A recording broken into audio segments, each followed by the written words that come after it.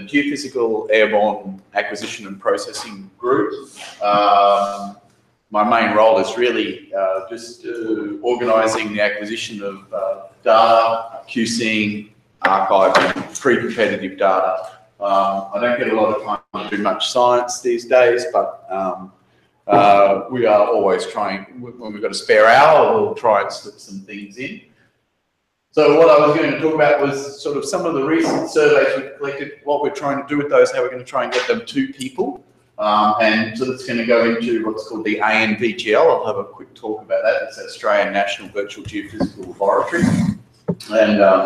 and a few other things that we're working on together. So one of the recent surveys we just finished collecting was in Queensland. It was a 13,000 line kilometre vtem survey.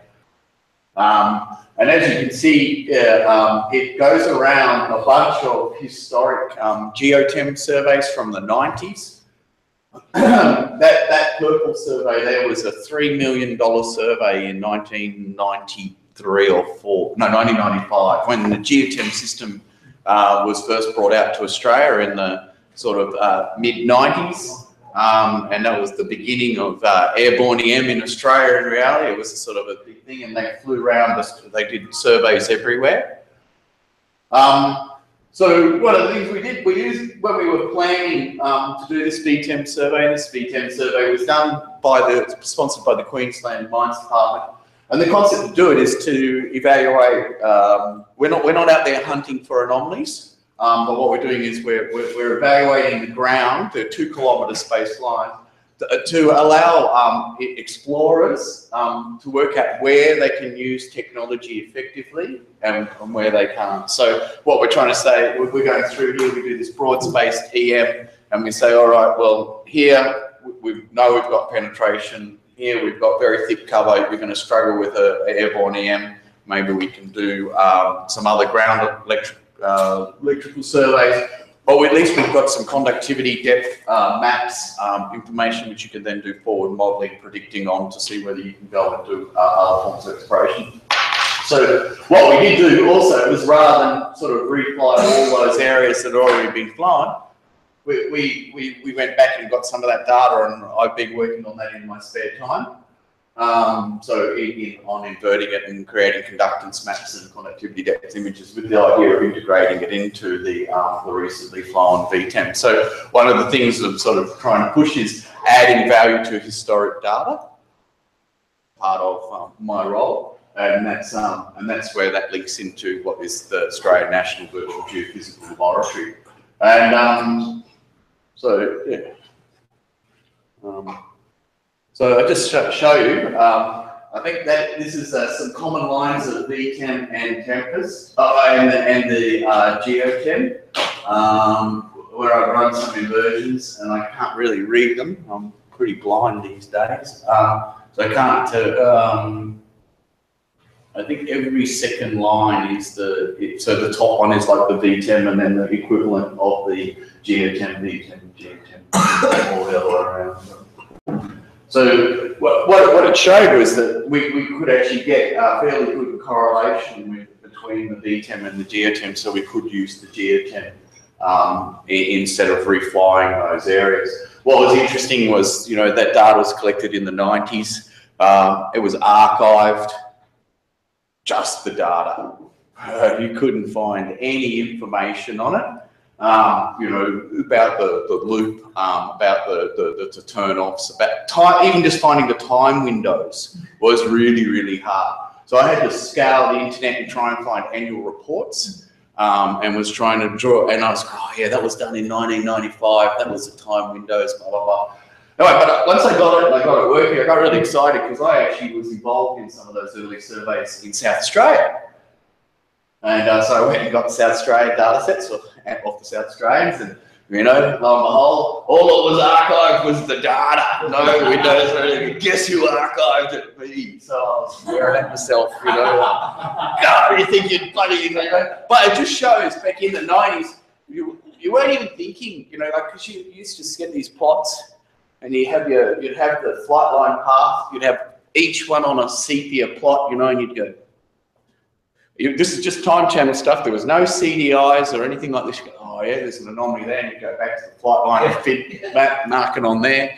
Keep going, oh, there's another anomaly. Go back to the FID map, mark it on there. You know, and then you'd start drawing things together. You weren't thinking, oh, you know, in 10 years' time, we'll be able to run all this data through an LEI and get a much better representation of the data. I think if you were, then you would have archived the data better, and hence why now we're pushing to always make sure we archive our data well, so that when these technologies come, we can grab these things and reuse them. So, so you know, this is just some more common lines and stuff like that. So.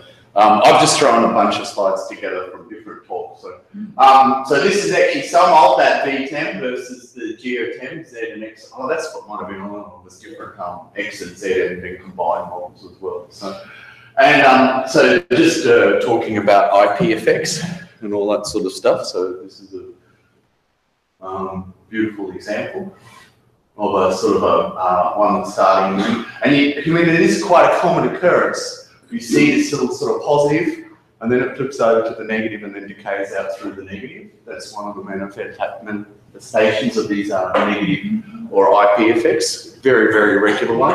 And I think that sort of one is the one, you see those ones when you fly, as I was mentioning there, when you fly onto a change in the colour sequence or off the change in the colour sequence.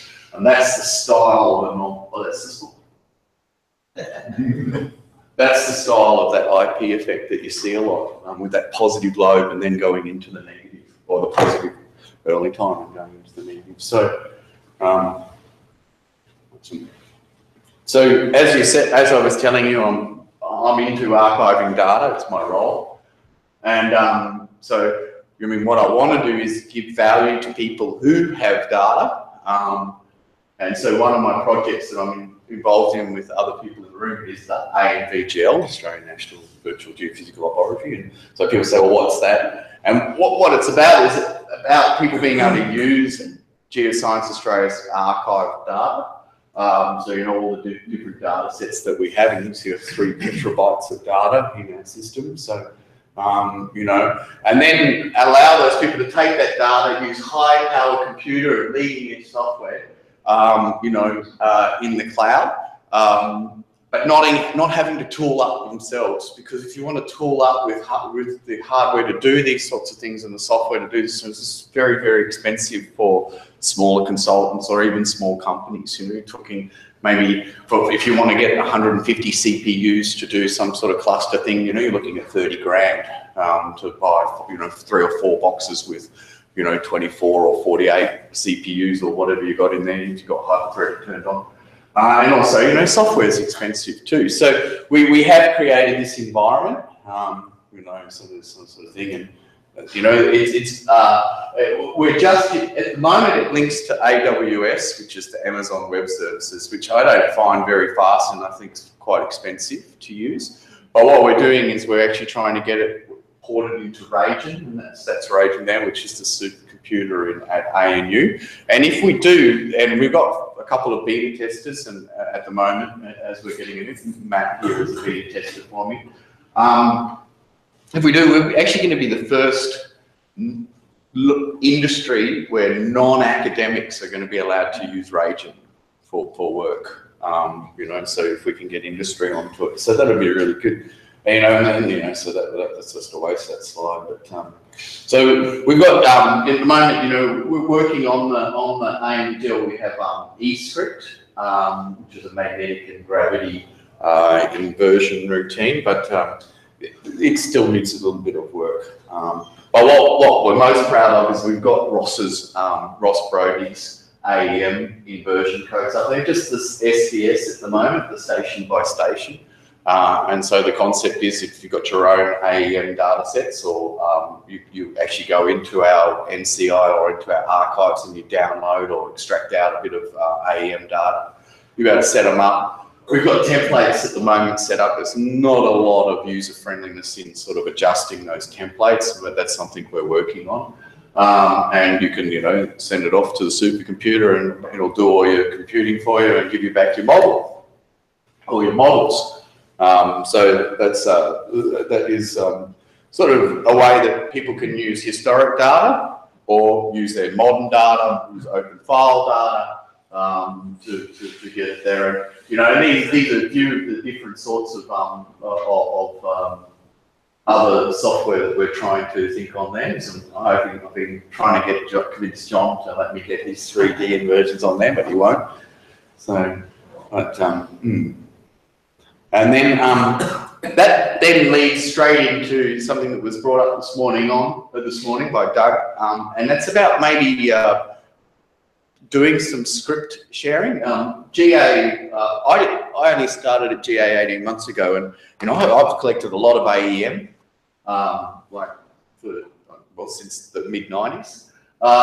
You know, and I was never aware of the amount of work until I started GA, the amount of work that had been done by the people at GA to improve globally the quality of AEM data being collected. And that's through very, very regimented deeds. That's the sort of agreements with all the service providers about to the standards at which they have to collect data and how they have to QC the data, everything.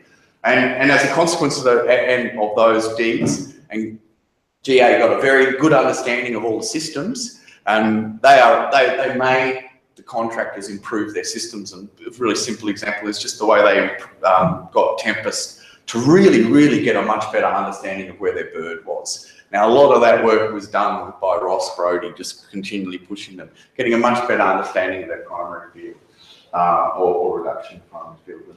And then one of the things we're doing that we would love to share is Erin is here, and her project at the moment, she's working on doing sort of in Python, automated sort of depth of investigation routine, which is just the sort of thing where you maybe start with 2 different reference models and have a look at where you regress back to your reference model.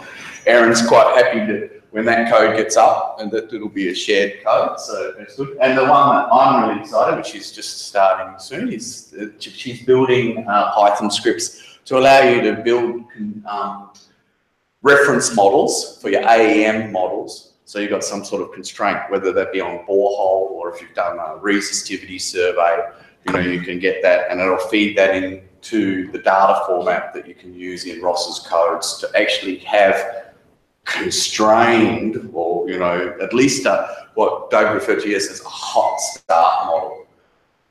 You start a lot closer to what, if you've got information and it's a complex thing, because you might have someone set a borehole, which is just a point sample. Well, how do you extrapolate that across, or how much do you use that to control your AEM? What do you do when it doesn't fit, and things like that. So that's what Erin's working at the moment. And once again, I'm pretty sure that we'd be more than happy to share that, because I think that's going to be a really valuable bit of coding when that comes out. So, and all the various system control files that we use, and I think we've talked about. You get a survey from a contractor, you have absolutely no idea where the time windows are, what it's been leveled to, all these sorts of things. And so we're just continually trying to get these files and build them up so that then people go, oh, that's that generation of survey. This is the control files I need to use for my inversion and things like that. So that's sort of, I guess, that beginning of the idea of having sort of share space where we can sort of share those bits of information or those little bits of code. I can't code at all, so anyone who shares some code with me, I love. So that would be really good. So, but yeah. So, yeah. Oh, I just thought, you mean one of my things that did was with John Payne here, we wrote our own, well, he wrote an AEM inversion code for me years ago.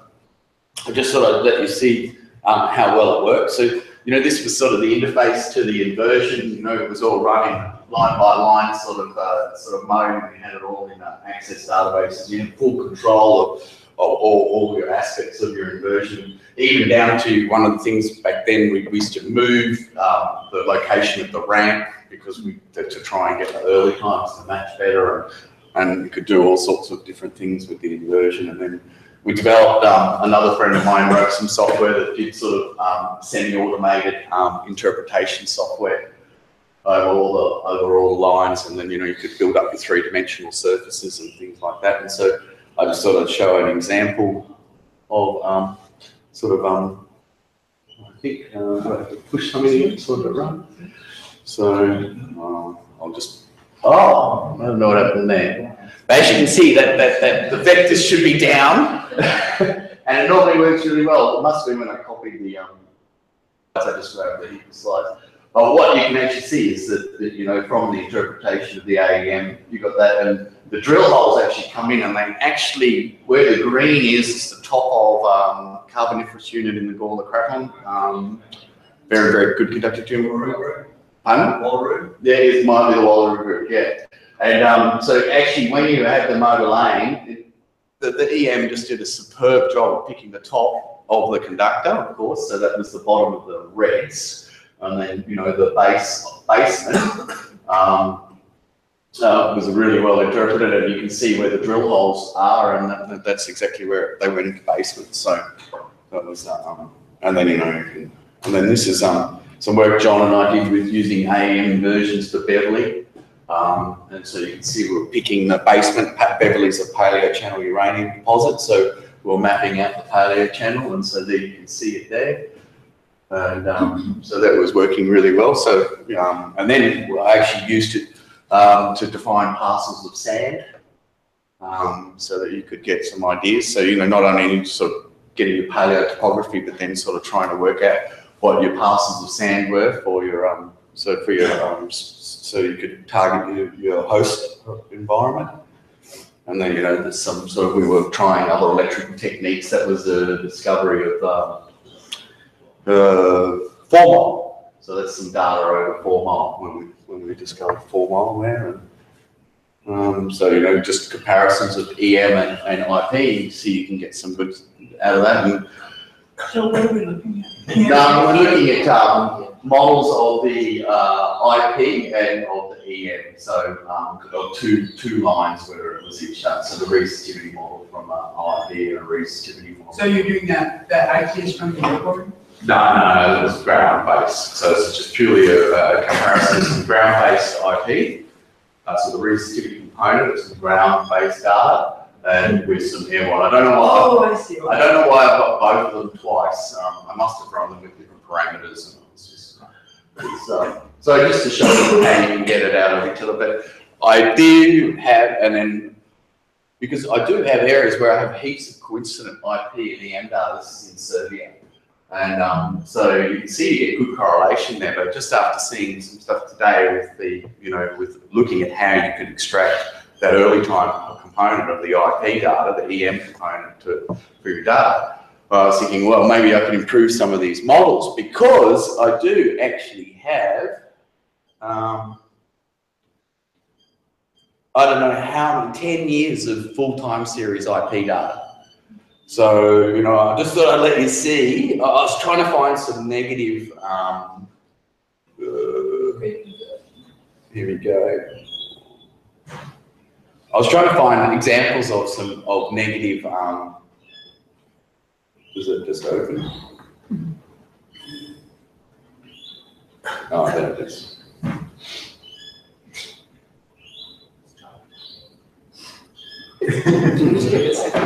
Oh, okay.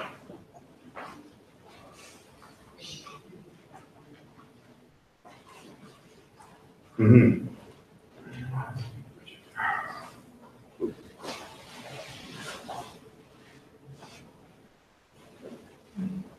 There it is. Oh, yeah. Ah, over there. Yeah, so this is work. So I just thought, you know, we're talking about EM effects in IP and all this sort of stuff, and everything looks really simple. Well, have a look at some time series IP going over a limestone. In this was in Timok. This is in Serbia again. So, you know, so you can see there, you know, for start, that looks like it's got positive EM coupling in it. That IP within, you know. Then you go to the very next here, dipole, and that's what that dipole looks like. So we're sort of sliding across. We've got like a 32 dipoles out there. So you can see there's a transmitter in that, so respect. the dipole. So there you go. There's a little bit of negative. There you go. So have a look at that one. So and then this is just all in one spread, and then later on in the spread it gets better. And so.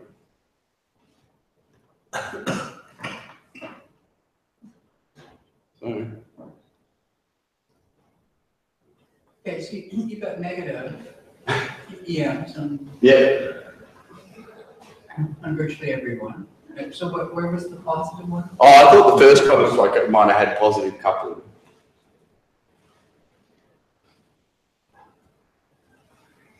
It's quite high. Yeah, because it doesn't. The way it doesn't ramp out like a chargeability. That first part of the decay just makes it look like it's got positive EM coupling to me.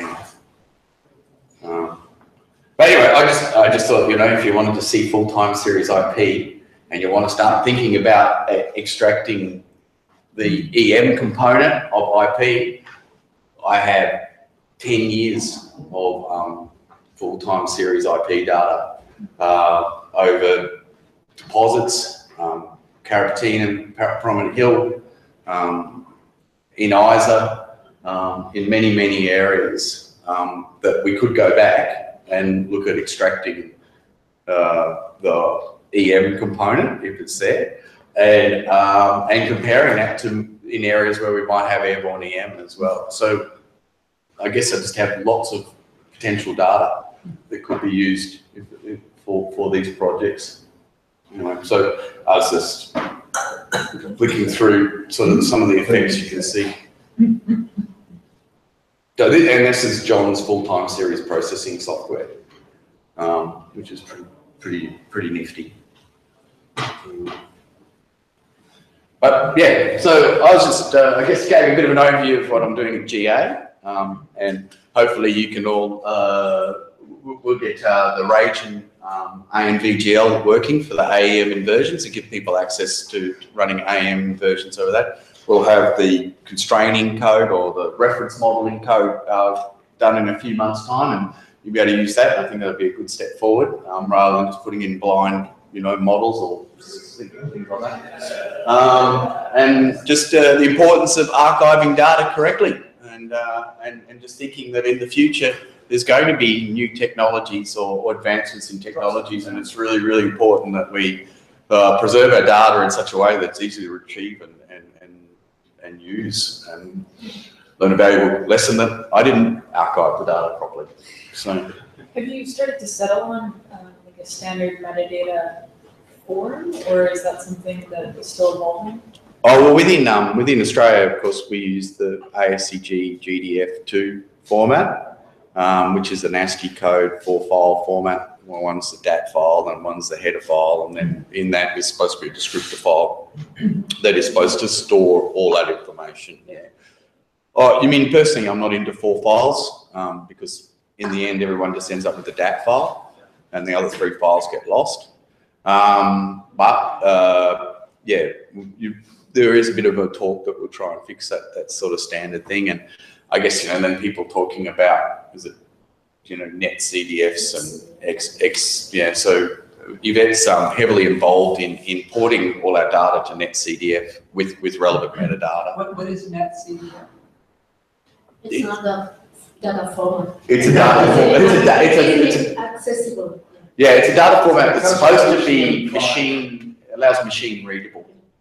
So your metadata is supposed to, I assume, can be sort of in there, in the data file, in a header. It's self-defining format. That's Claim to fame.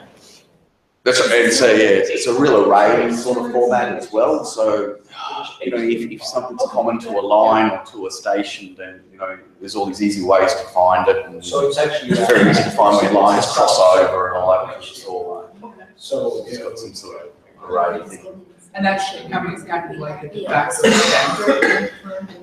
GA is sort of the IT people think it's the way to go.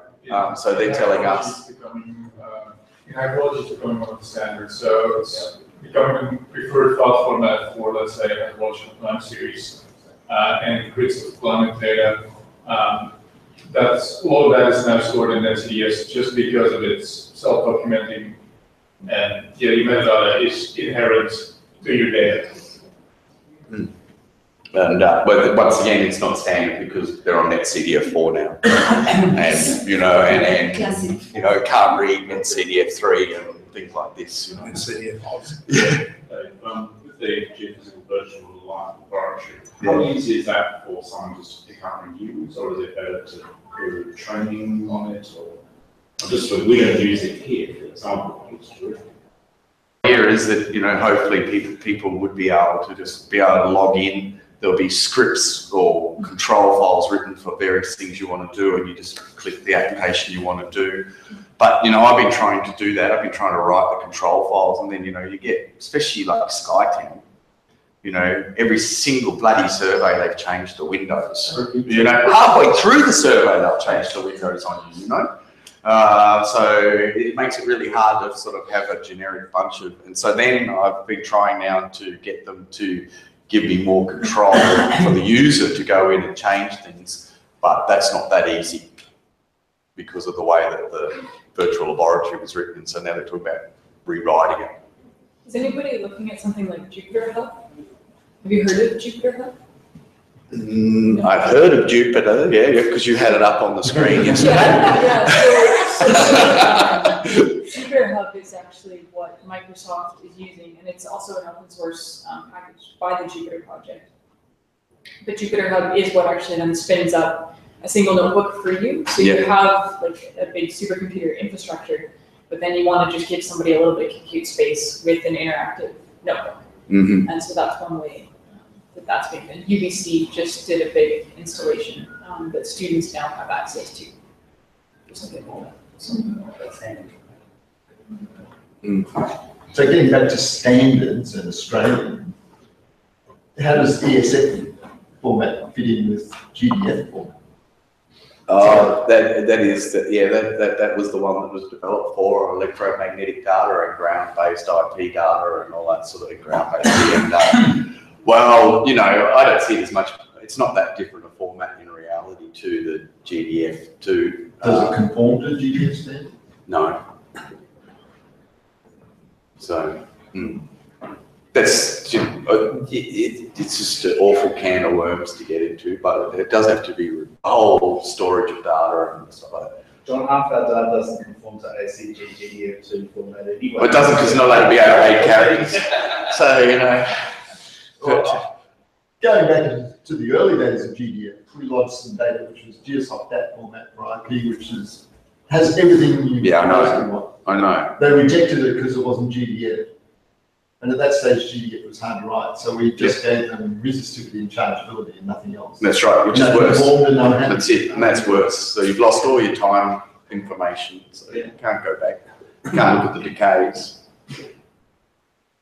So, I don't know, there was talk to try and get together, but the problem is these things, then you get heaps of people on board and and it just keeps just going around. So really just got to take someone to sit down and probably put together what should happen and then put that forward.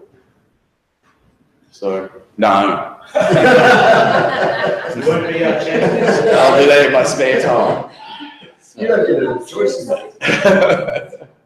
So, yeah. You're our man in Canberra. Yeah, that's right.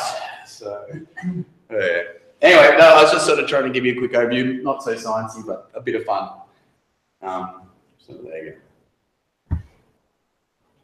Cool. But that limestone data was shit. Yeah. Oh, it is. I was actually looking for some more beautiful sort of negative things, but that was just the one that I had captured at that time because it was the strangest stuff I'd ever seen. It's all too weird. It's not. It's not real. Well, you know, the thing it's real. It's what to measure. Yeah. But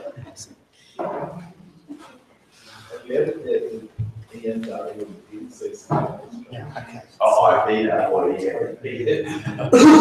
I look at the time series at the end and so you don't know as much. As well. So now, Oh, where's Des these days? In Melbourne. In Melbourne, yeah. Geological. I think that's one. Yeah. Yeah. So I'll start with that one.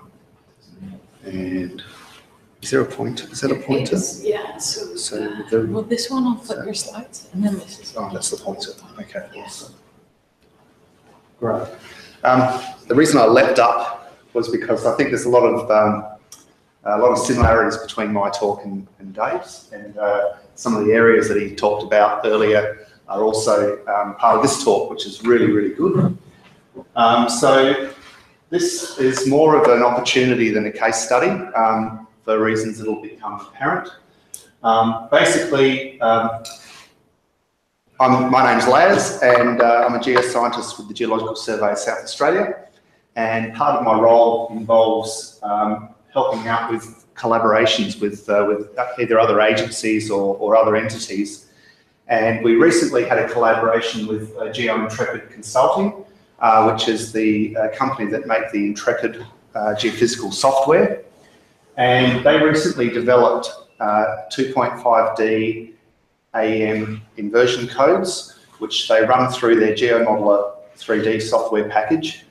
And this was new stuff, and we thought that it would be an opportunity for us. Part of our mandate is to look at new technologies and make those technologies, disseminate them and make them known and available to the exploration community. So, so this was where it started. Right. So, so the new codes, it used the geological reference model in some cases, and it runs through GeoModeler. So we used AEM surveys that had already been conducted up to 10 or more years ago, and from 4 project areas.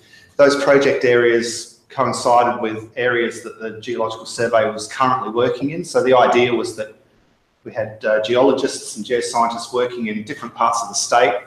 We'd find an AEM survey that we've already released into the public domain, get GeoIntrepid to run their codes on it, and then those geologists would be able to use that those results in their projects, but also evaluate it against the original results, because these codes are purported to be able to see deeper. It's using a lot more of the time data, I believe, than what the original inversions probably used. And so, so there was a lot of reasons for why this might be an improvement upon what we already had, which is great news, because we're getting you know, new information out of old data.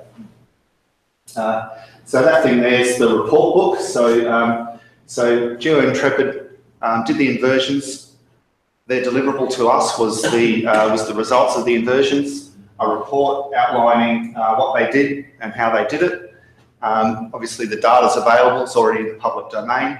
So the opportunity really is for anybody that's interested in this stuff can grab this data, can do those comparisons, can use it in any way they see fit, and get the accolades for whatever they find. So that was that part. So these are the project areas. So so this area here is what we call the Fowler domain. That's actually this Western Craton's margin. I think a couple of these surveys were Tempest. I think the other one, it might come out when I show some other data, because I forget exactly what sort of system that was. The GeoIntrepid codes work on a variety of systems, so that wasn't going to be an issue. And we wanted to mix things up to see whether they'd get good results from varying systems. So the other, start at the top, Karaloo area is up here. So it's an unconformity style uranium region. We've got some very thick beds that overlie basement, and we're interested in seeing that basement interface, because that's what we believe to be an unconformity that could possibly host uranium. So that was one of the drivers there. The Gawler South Paris, that's down here, and there's quite a significant silver deposit there, so there's porphyry silver and base metals. and there's also a lot of graphite in the northern sort of Eyre Peninsula region. Quinyambi, so that's what we call Quinyambi is the Frome survey. That's a lot of the information that Dave was showing from Beverley. So Beverley is just down here. This area in here is the Northern Flinders Ranges. Some of the hottest uraniferous granites on the planet are right in that area, and those granites basically with weathering shed uranium, which filters down into the local aquifers, and then is transported to where the deposits are found. So understanding both the groundwater systems, how the water flows through the groundwater, is critically important in locating potential uranium, new uranium deposits. And there's really potential right through this area. One of the things that, it's actually this area that sort of was a key driver for the whole project, because Geo and Intrepid are also, you know, they're sort of involved in projects globally. They got together with some people in Germany who are very interested in this area, and this is being set up as a case study and a training data set for the software that they're developing. So pretty important, and we're sort of glad that it's part of South Australia. And this Western Craton margins, which is kind of where I started off, this is potentially nickel copper sulfides, and so we've got pretty much a mix of different commodities, different rationales for why this work's being done. So I don't expect you to remember that. It's the link to the download, and if you do click that link, this is the kind of thing that you'll see. Downloading the document will download the report. Associated download is the data package that's associated with the report, and that's the name of the report. So if you can't remember that, all of this stuff is available on our Geo server, which is how we get all of our data and information out to the masses. It's called SARIG, South Australian Resource Information Gateway. And but if you happen upon this, you'll be able to click that link and get to the data and all the information. So that's it for that. So I'll exit out of there. And now one of the things that I didn't talk about right at the start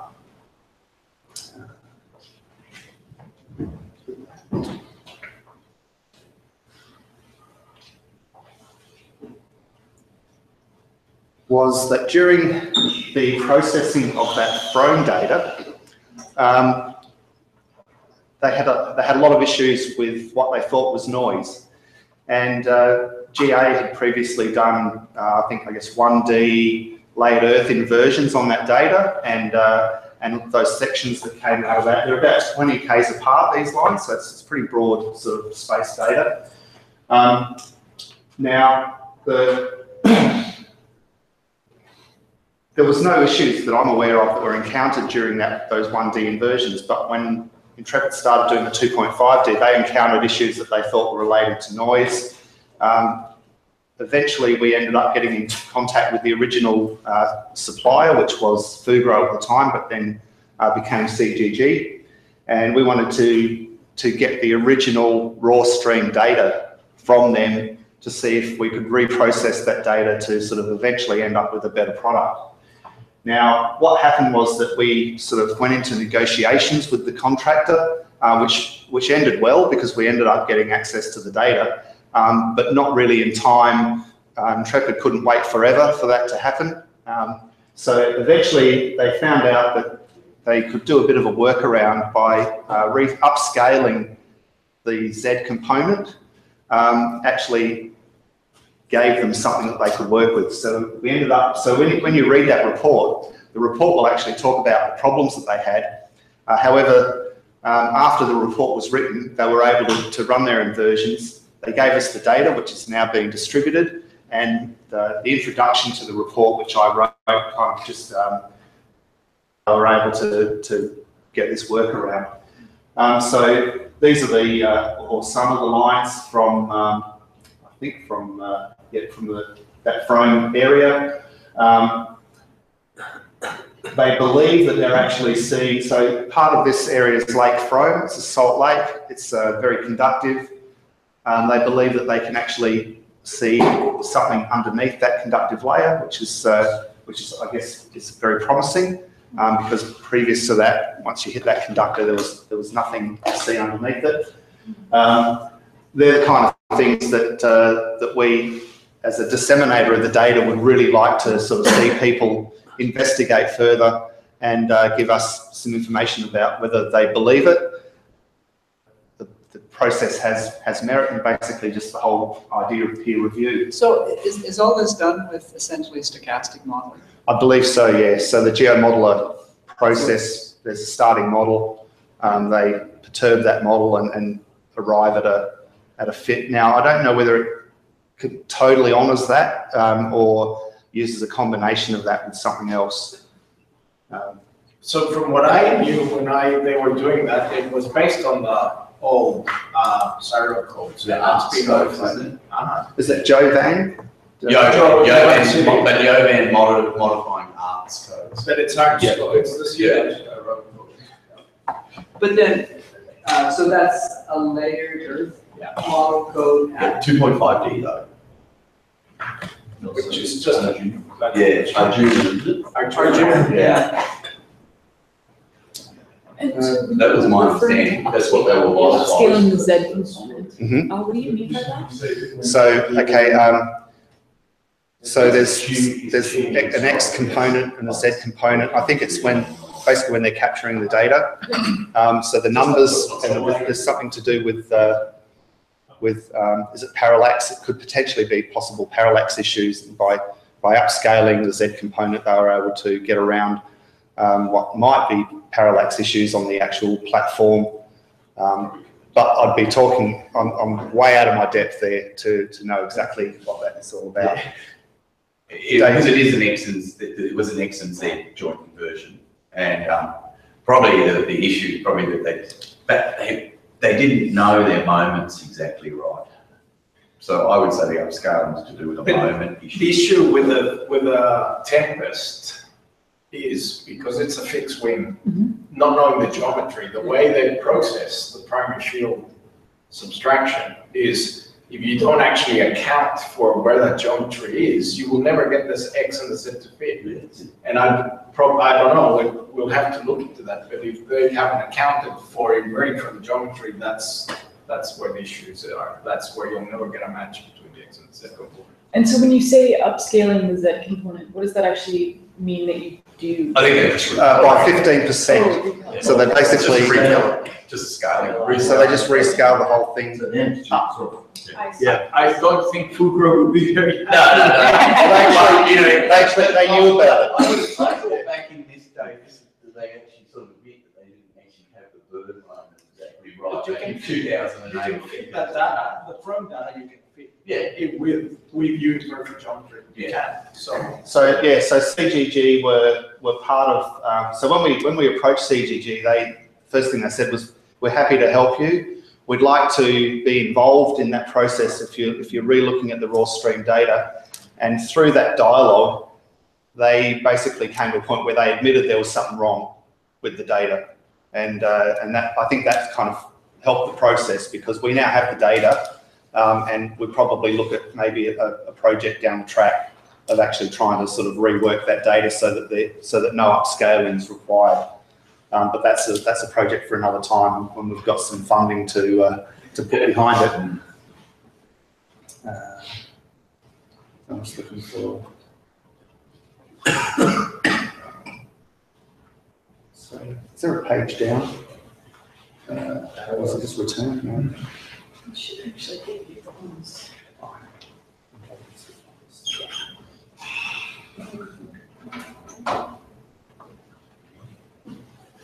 Am I using the wrong button? Let's see. So you want I just want to sort of quickly scroll. Okay, we just do it like that. which Fine, just anywhere in there. It's kind of just gonna. is that right? So okay, so there was some vtem. These are the kind of outputs that they're getting through the modelling. Let's go back a bit. Oops, that's showing there, just showing the different dialogues that they go through. I guess that's just sort of a line. This is again an example from the Karraloo area, which was that unconformity surface. So I think that's pretty much about it. So if someone were to use the report and the associated data and results as a starting point, would be they could get the original data from our GEOS server, and it's all there waiting.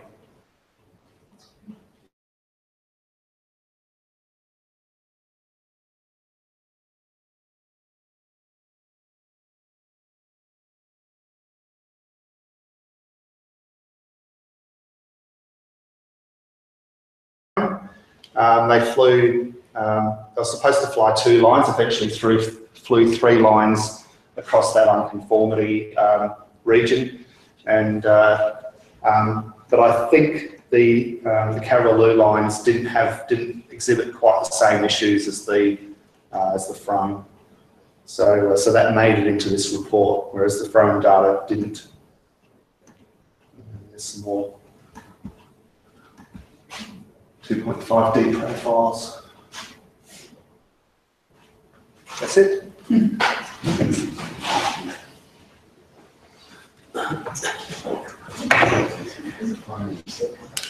Ready to jump? Sure. Then which one was yours? Lake Cooper. So how do I work it? So this one put slides for you, and then Cool, thank you.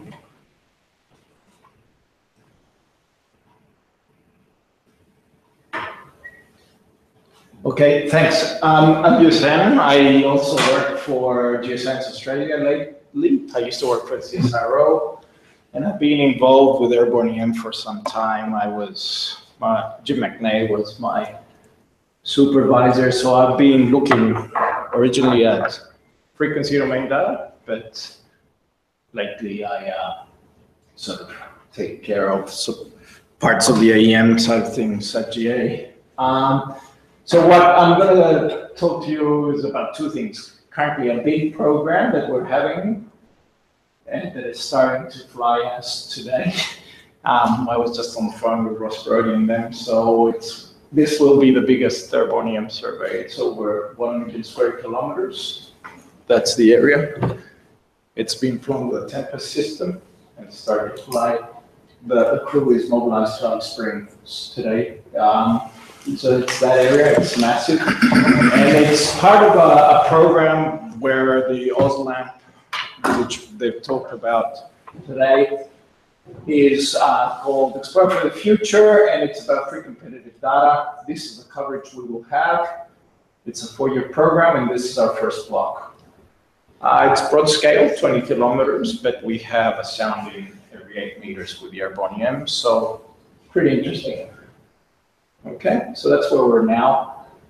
I was just going to talk a little bit about the sort of stuff we do at GA, and Dave has done a great job just sort of explaining it. But this is also ties nicely with what Laz has just talked about, because that's the Karraloo lines Tempest that he was talking about.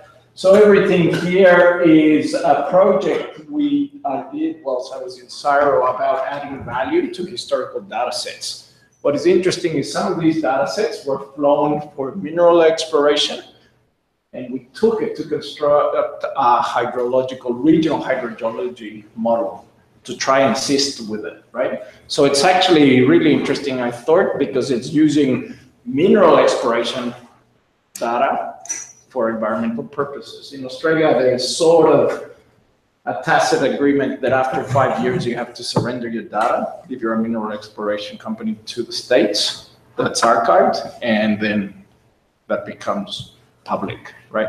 So it's really interesting when you use mineral exploration data for environmental purposes. And I won't dwell into the details, but this is called the North Eyre Peninsula. It's here in South Australia. You can see there's several surveys flown with different systems. So it's a vtem, Reptem, Tempest, vtem. So we don't have to get into details. But What was the second one?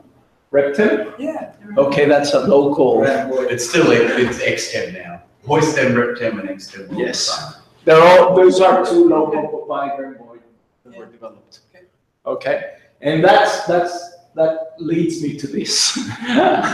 So the importance of modeling and understanding the system description, because GA, and not only GA, I think a lot of people in industry also, but in academia, have been working on this for years. We have been telling the survey providers, we need to perfectly understand your system if we're going to do the modeling. Traditionally, AM has been used in Australia, at least, for bump detecting. But with soil harsh conditions where we have this conductive layer, we actually want to start doing quantitative modeling, not qualitative profiling. So things like this is what an actual vtem ramp looks like. We used to call it the hedgehog, and Aaron, when we were at RMIT, we put a loop, got the vtem to fly, and we showed this at an HSCG conference, and they jumped up because everyone said, well, what's this? And there's an explanation, there's no problem. But it turns out that if you don't model the area under the curve, it has implications on your early times. You don't know where the ramp off is exactly. So I won't dwell on this, but you can see it's a very complex table we've put together of understanding the systems. And there's different generations. Tempest 2000 has subtleties that the Tempest 2008 doesn't. And don't even get me started with Hoistem and Reptem. I mean, it's just, there's implications on what this means from a modeling perspective when you do the convolution with your data, the system description. So, Do you know why vtem has got all that oscillation stuff going up? So they've explained it, and this was something I got to hear when I was with Jim. It used to be like a way that they were like capacitors that they were charging to actually try and gain a little bit more oomph, I guess, on the ramp point. That was one explanation I heard once. Yeah. So I guess what I want to do is I want to take you from this, which are just surveys, to what after chunking the data through an inversion process, we start getting a nice picture of conductivity, and this has helped conceive the regional hydrogeological model. You can see saltwater intrusion here. This is at a depth of 20 meters. So this comes from 17 different data sets, 5 different airborne EM systems over time. So we have constructed what seems like a seamless map. Then we go a little bit deeper and things change, right? So you're getting what EM is supposed to do, right? So to give us a picture of what is underlying. So you go 20 meters and 50 meters. So that's just about adding value to historical data sets. I think very important. And now I'm going to try and do what you suggested, Doug, but I come from a Montessori education, so I don't like conforming to the structure. So when I say this, I mean, you said when we present a case history, let's try and stick to seven things we do, and I did them, but they're not in order. So I'm sorry. No problem. Okay. So this is some work we did in Timor-Leste. So this is the question. This is what I mean about the 7 things. So what was the question? We were trying to find water supply from springs that it looks very dry, but during the wet season, there's a lot of water and there's springs, but it's a karst. So we wanted to try and locate the locations where these preferential paths are and try to give a little bit of architecture of this complex limestone. Timor-Leste is our closest neighbor, and it was money that was funded through AusAid to try and assist with the water supply, by the way. So where is Timor-Leste again? That's there. It gained its independence from Indonesia in 2006. We flew an airborne EM survey. Well, actually, I wasn't part of that, but we suggested it, and then they flew, and then they brought us back in to process it because they didn't have that capability, but that's how it was. The survey was flown here in Baucau, which is a limestone. Really interesting geology. It was 170 square kilometers, 49 lines, 200 meter separations. And as I mentioned, it was flown out of a line, so you can see the topography sort of rides into the ocean. Doug, again, what data? So Doug talked about the frequency domain. You remember we talked about coplanar coaxial systems. This is a typical resolve. So 6 frequencies as opposed to 5. We know lower frequencies give us more penetration. Higher frequencies are shallower, and then you play with the geometry that also assists on how deep or how shallow you're seeing. There's other things mounted on the bird, like a GPS and coils and things, right? So again, I'm jumping from one thing to the other, but this is the processing. It's a bit of a workflow of what we've done. So you fly the system up and down the lines. You get an in-phase and a quadrature component. Again, talking about terminology we talked about yesterday. And this is sort of the response you get at one sounding. So each of these points equates for a different frequency. We have found through time that we can't fit the frequency domain data if we don't recalibrate it. And that's a little paper Jim McNay and I put together in 2006 about doing this in a statistic manner. If you can get them to fly over seawater is a half space, you can fix the conductivity, and that works well. So I applied these calibration factors on that. And again, sorry, rock properties.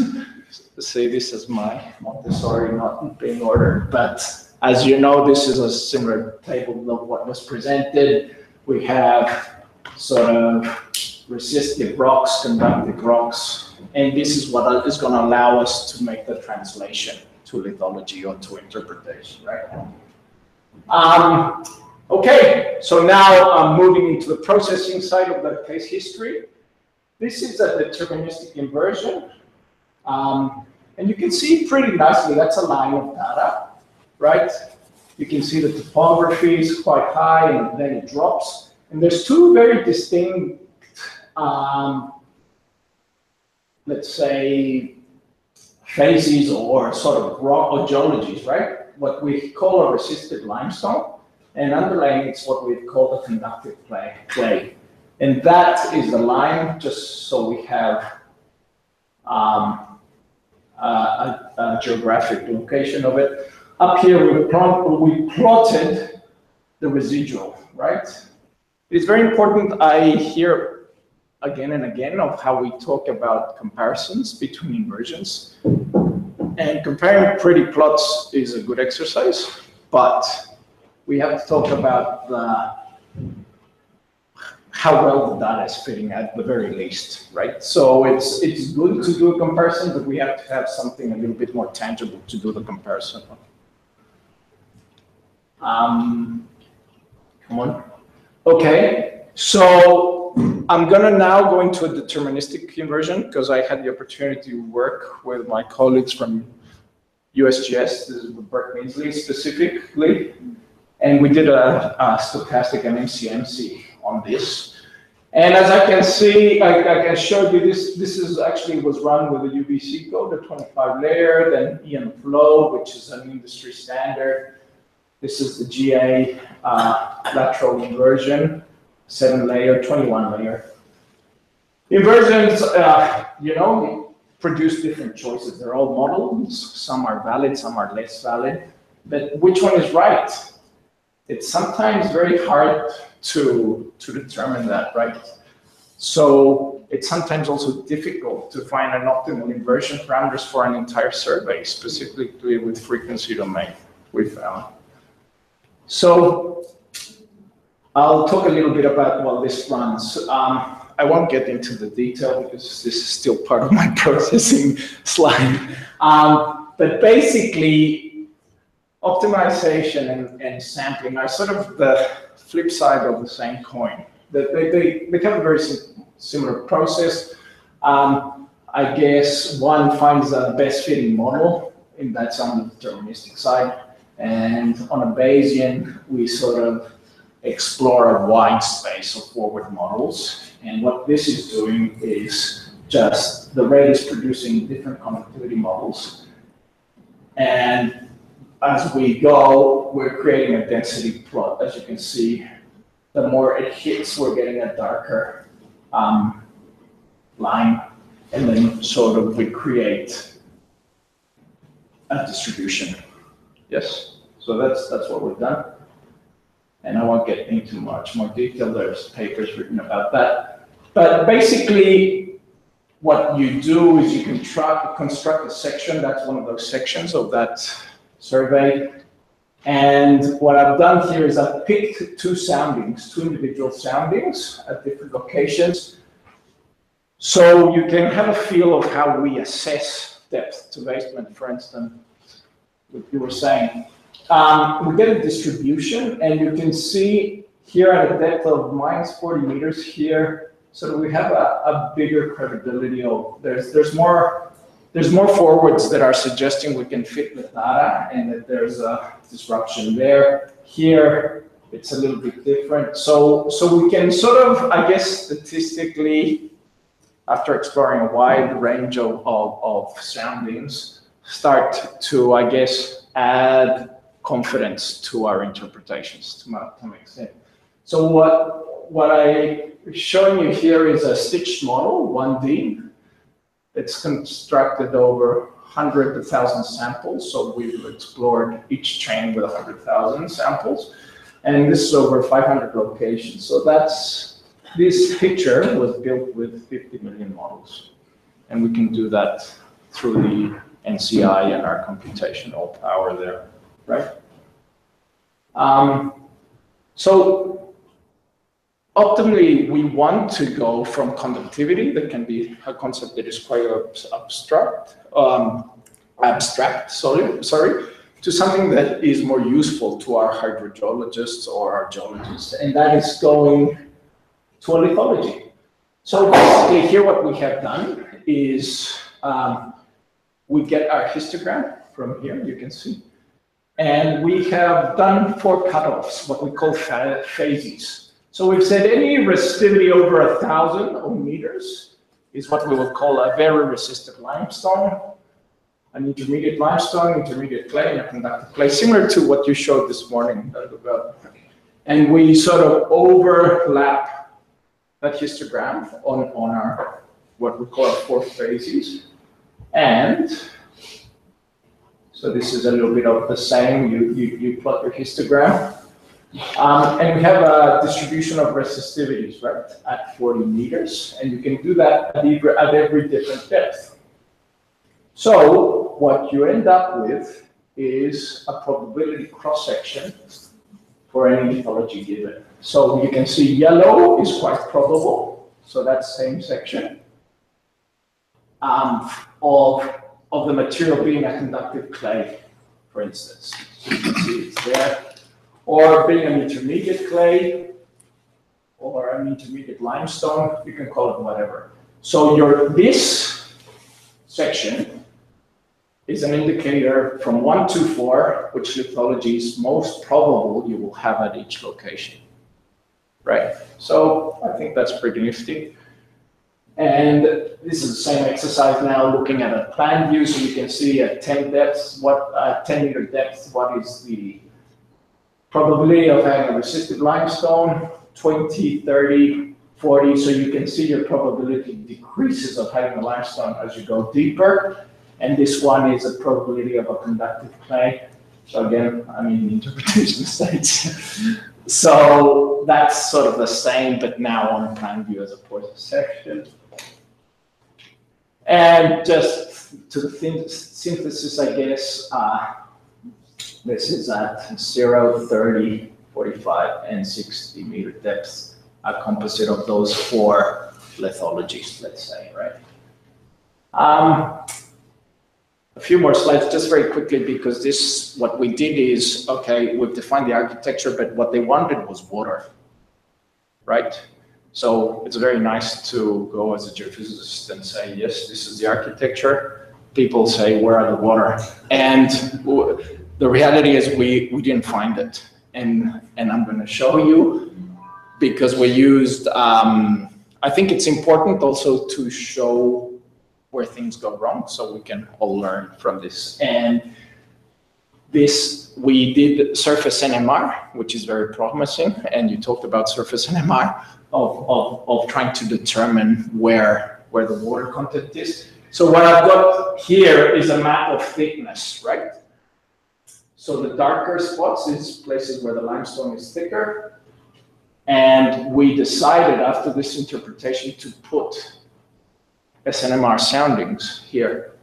So I'll show you the results. So that's one section, conductivity.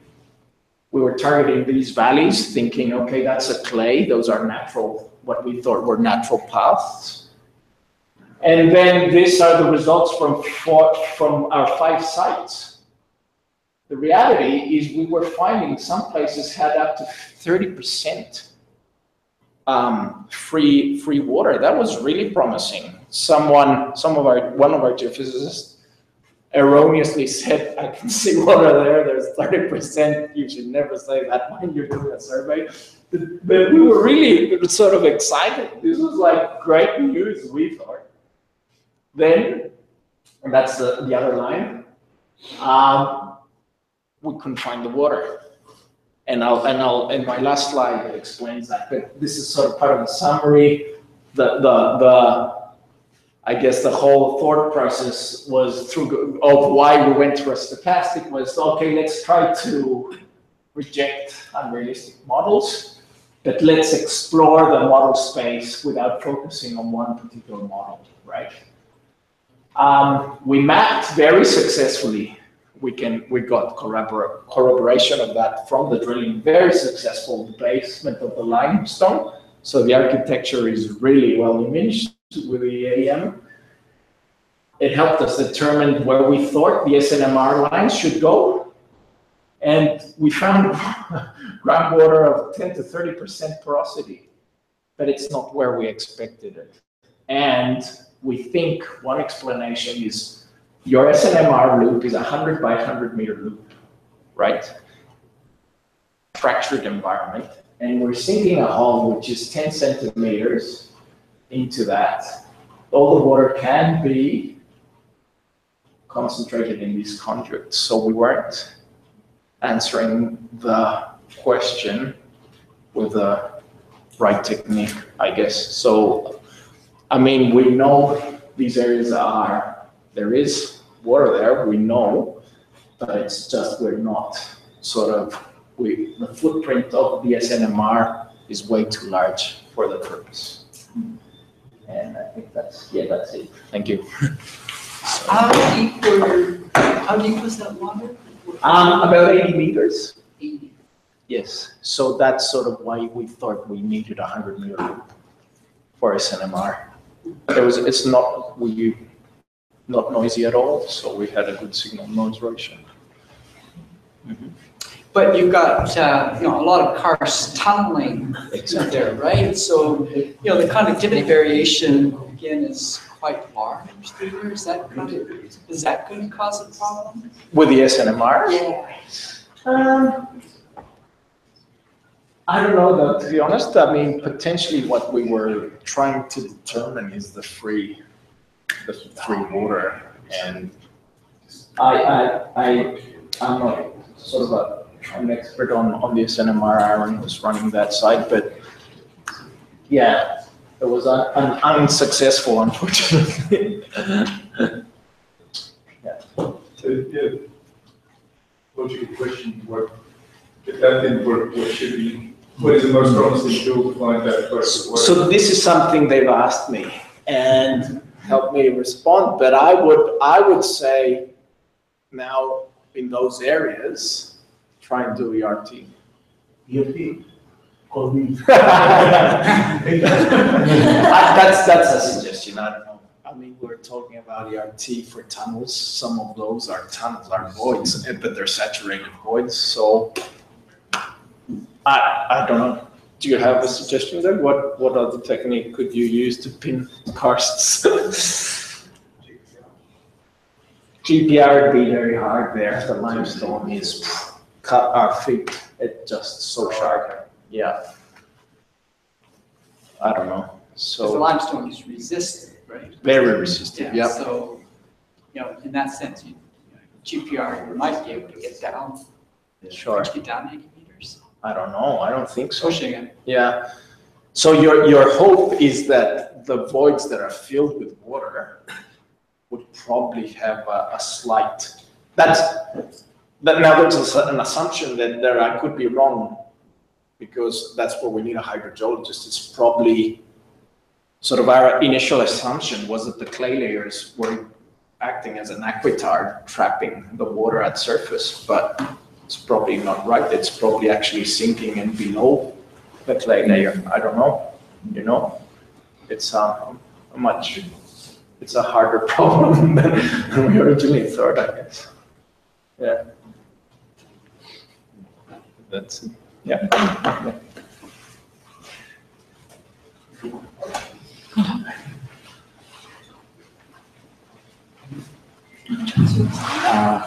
Start with this. Right, now this one is that way. Yeah. That way. And then the other one's a bit smaller. Hi everyone, my talk's probably a little bit less exciting than some of the others, a little bit less technical. We're going to call it DC for Local Exploration in South Australia. They could be called My First Survey. So, this is very low, like shoestring budget type work. So the people involved, Eureka Minerals, basically 3 second-generation opal miners. Myself, which is ANG Survey, just me, and ZZ Resistivity. Unfortunately, I'm not smart enough to build equipment or write software. So there's a guy in Adelaide called Jinping J, really smart guy, and he's built some equipment and written some software. That's what we use. So it's a photo. You can just see there's a fellow there. So he's about 2 meters tall, a little bit less. He's actually, we're measuring some depth that he hasn't come out with the photo. This is a cross section of a cut that was made, and I believe that the anecdotal evidence is that many millions of dollars worth of opal came out of this cut. The excavation into the Bulldog Shale is about 20 meters.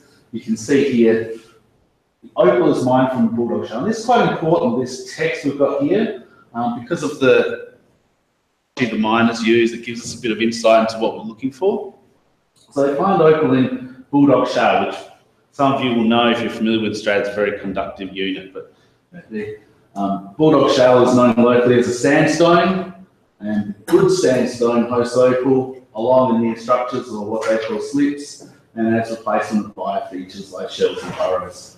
They also have blue sandstone and blue ground, bad sandstone and blue ground, which are not considered as prospective.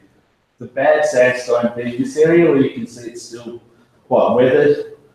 Maybe we could call it saprolite as well. And the blue ground is generally, well, it can occur at the same depth as the good sandstone, but also deeper than the good sandstone. So we already know that we're basically looking for areas in the Bulldog Shale that are slightly different to other areas in the Bulldog Shale, and we're hoping we might be able to pick them out using some geophysical technique. Above the Bulldog Shale, we've got Still Creek right at the surface. It's not really, you can't really see it in this image.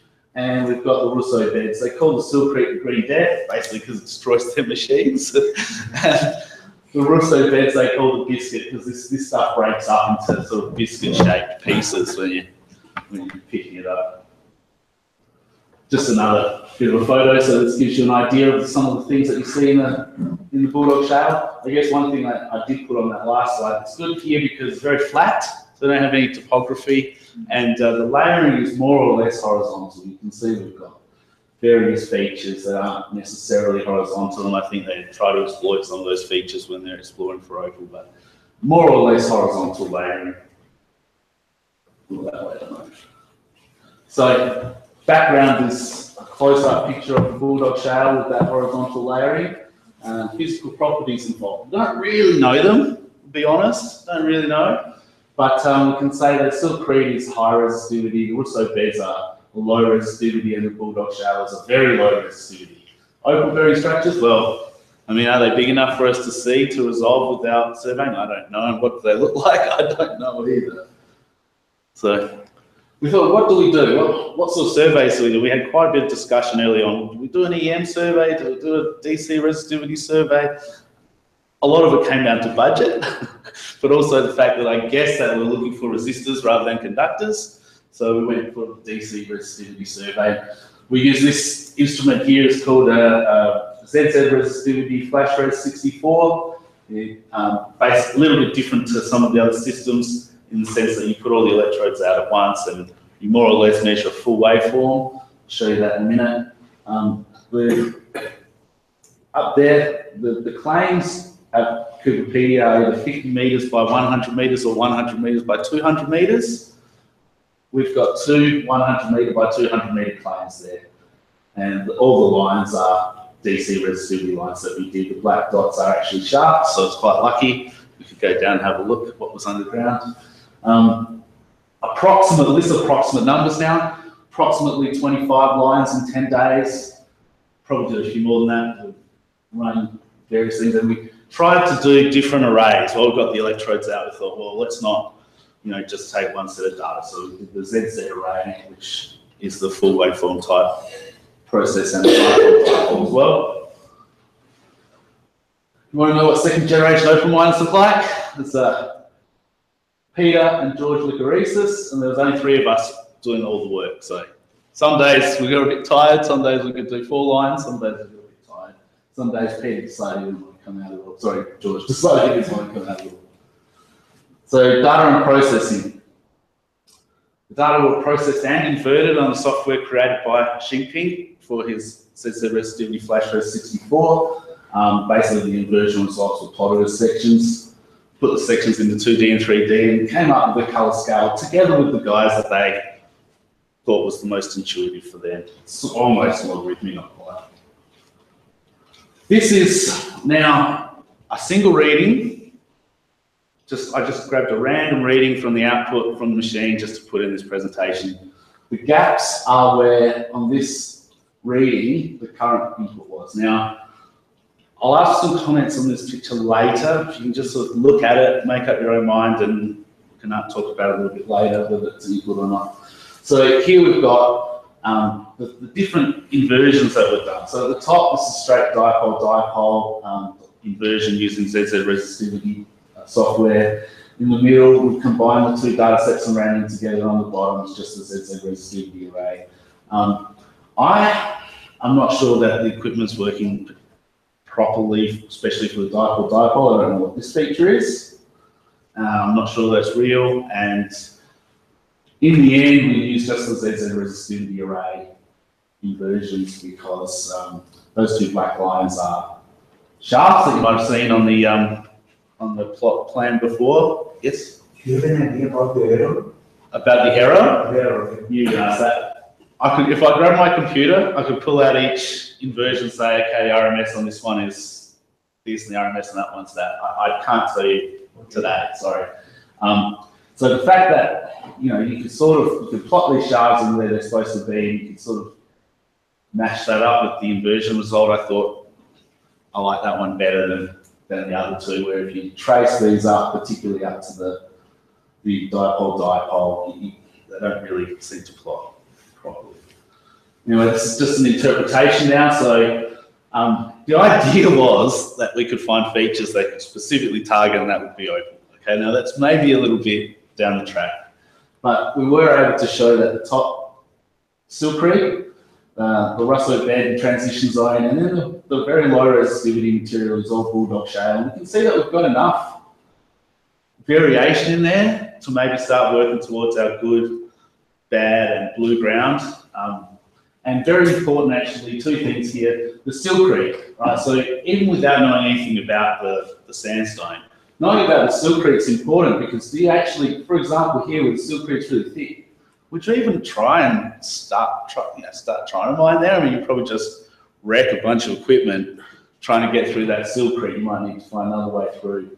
Pick areas in your resistivity that might be easy to go underground. Secondly, I don't know anything about this because I'm not an engineer, but potentially safety. I mean, this guy's what keeps miners awake at night is mine collapses, and these guys are building the mines themselves and going down there. So I don't know if that has any implications for whether their excavations would be safer or less safe. Previous work suggested that these features, which we call them scallops, might be indicative of a property of the Bulldog Shale that may be more prospective for opal, but you know, they're sort of working through that. I tried to call the guys last night and they're all in Greece. So I couldn't sort of, yeah, they're all Greek guys. So I couldn't actually say, oh, I'll pull up the map and say, and they found opal here, because I know they did find some opal, but we're still working through the results. That's the rest of the interpretation. So taking those lines, you can see the black dots are shafts. These circles are just various things, scallops, and some of these things are intermediate anomalies within the Bulldog Shale layer. There's plenty of them, plenty for them to chase up, and I think they've covered that area so far, and they found some opal in there. I don't know exactly where. So the synthesis now, the inversion results seem to match the geology fairly well. If we go right back to that first picture and we have a look at the sections. The apparent relationship between resistivity and the quality of sandstone, which is a step in the right direction for opal prospectivity. The results are similar to, but they're not exactly the same as a previous survey done by Jinping. So, you know, probably room for discussion on why they're different. Did we solve the problem? Well, you know, we've got an apparent guide to some more or less prospective areas now, but we need to feed that geological information back in to really make some more comments on that. Some of the things I'd like to do, I mean, we've got plenty of data. I'd love to be able to run it through a 3D inversion. We'd also like to resurvey the area with just a lot more arrays and geometries to see which ones work best. And like to collect data at 1.5 metre electrode spacing, just to see if that provided any improvements in resolution. And that's all. Thank you. Now, quick question. Is there anything wrong with that waveform profile? I'm not smart enough to know now. Looking at the examples we gave yesterday, I sort of expected that this should have a positive and then a negative, and I'm not sure what these things are. This is consistent.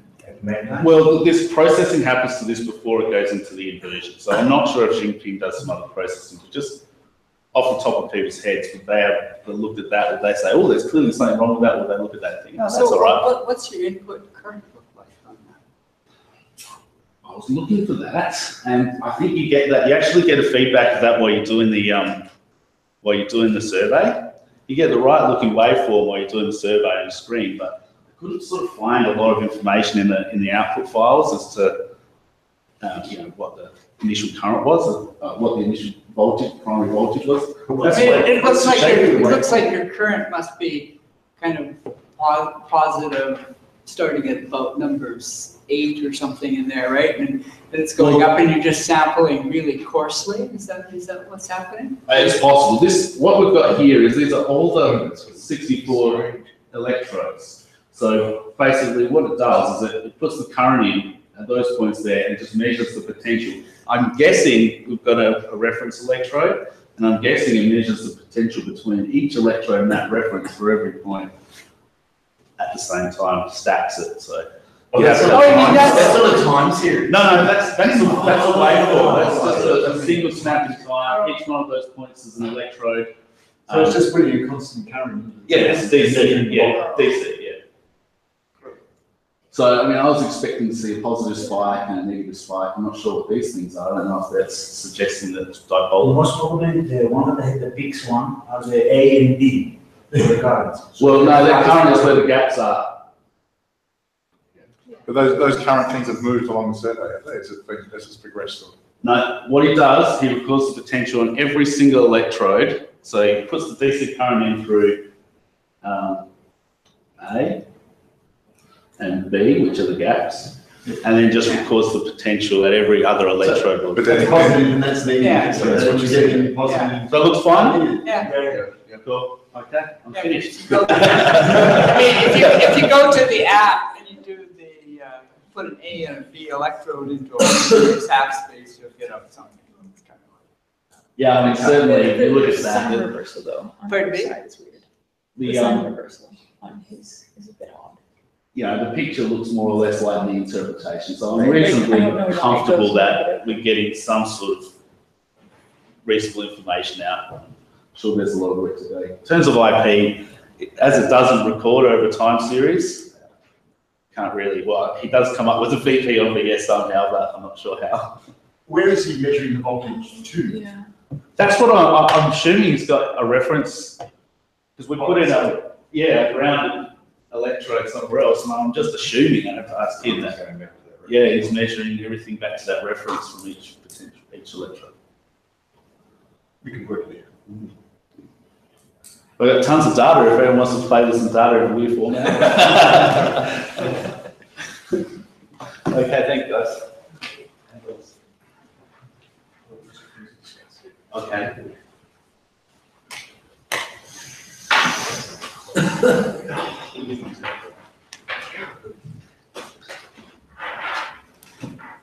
I stick to the plan to have 7 exactly slides. I'm the guy that came from Greece to Australia. I need just the pointer because I have 5 slides. Yeah. The pointer is okay, the danger one. Yeah. The danger one. So, hello everybody. I just came from I'm in Australia for 20 days, more or less. The reason I came here, and I'm going to present you, is we're trying to locate the shipwreck, the Mare River. The name of the ship whose barge is called Crowley.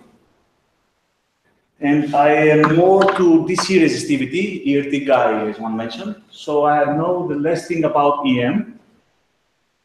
That's why I will be very short. Well, the purpose is to locate, as I told before, the shipwrecks at the Mare River.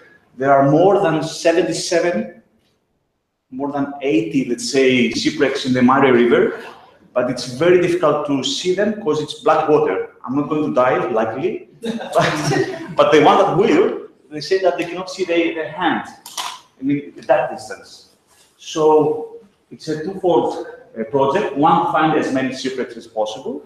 And the other one is a specific shipwreck. It's called the Crowley River. We're going to have as many lines as possible, parallel lines, and we're going to apply the DC resistivity method in order to have the more resolution as possible. I've done a specific survey, back in Greece, of course, to buildings, to relics of buildings, about archaeology reasons, and we have pretty good results. So I said, why not apply the same method, but to a shipwreck, which is more metal-based. The methodology.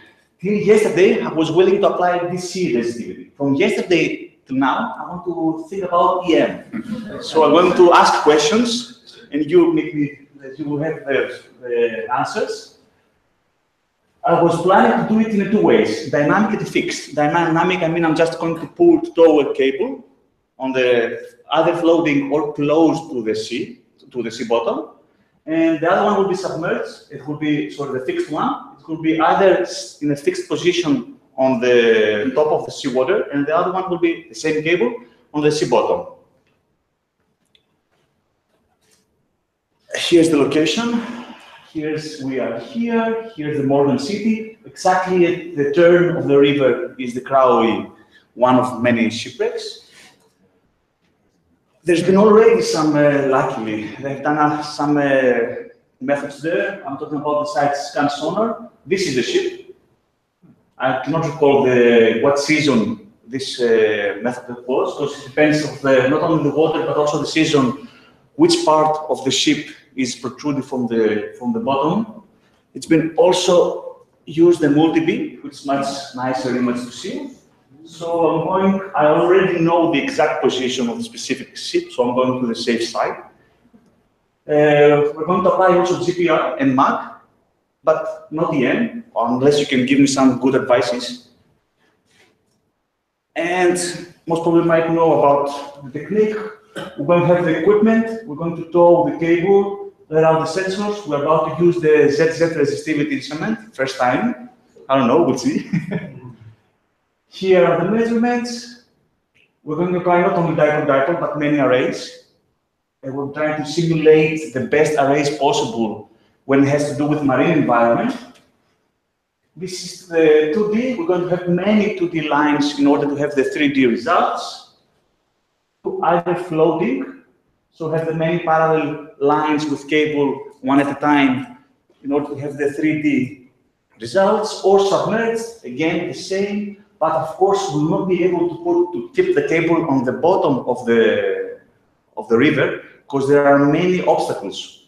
So they told me, I've never seen the bottom of the river, luckily, that there are so many obstacles, so you cannot pull it in the bottom of the river, so it has to be somehow in between the surface and the sea bottom. And there's also a specific software that can have the interpretation and the inversion, having the cables not on the sea surface, not in the bottom, but in the mid. I mean, we need the a priori information in order to constrain the parameters during the inversion. That's it.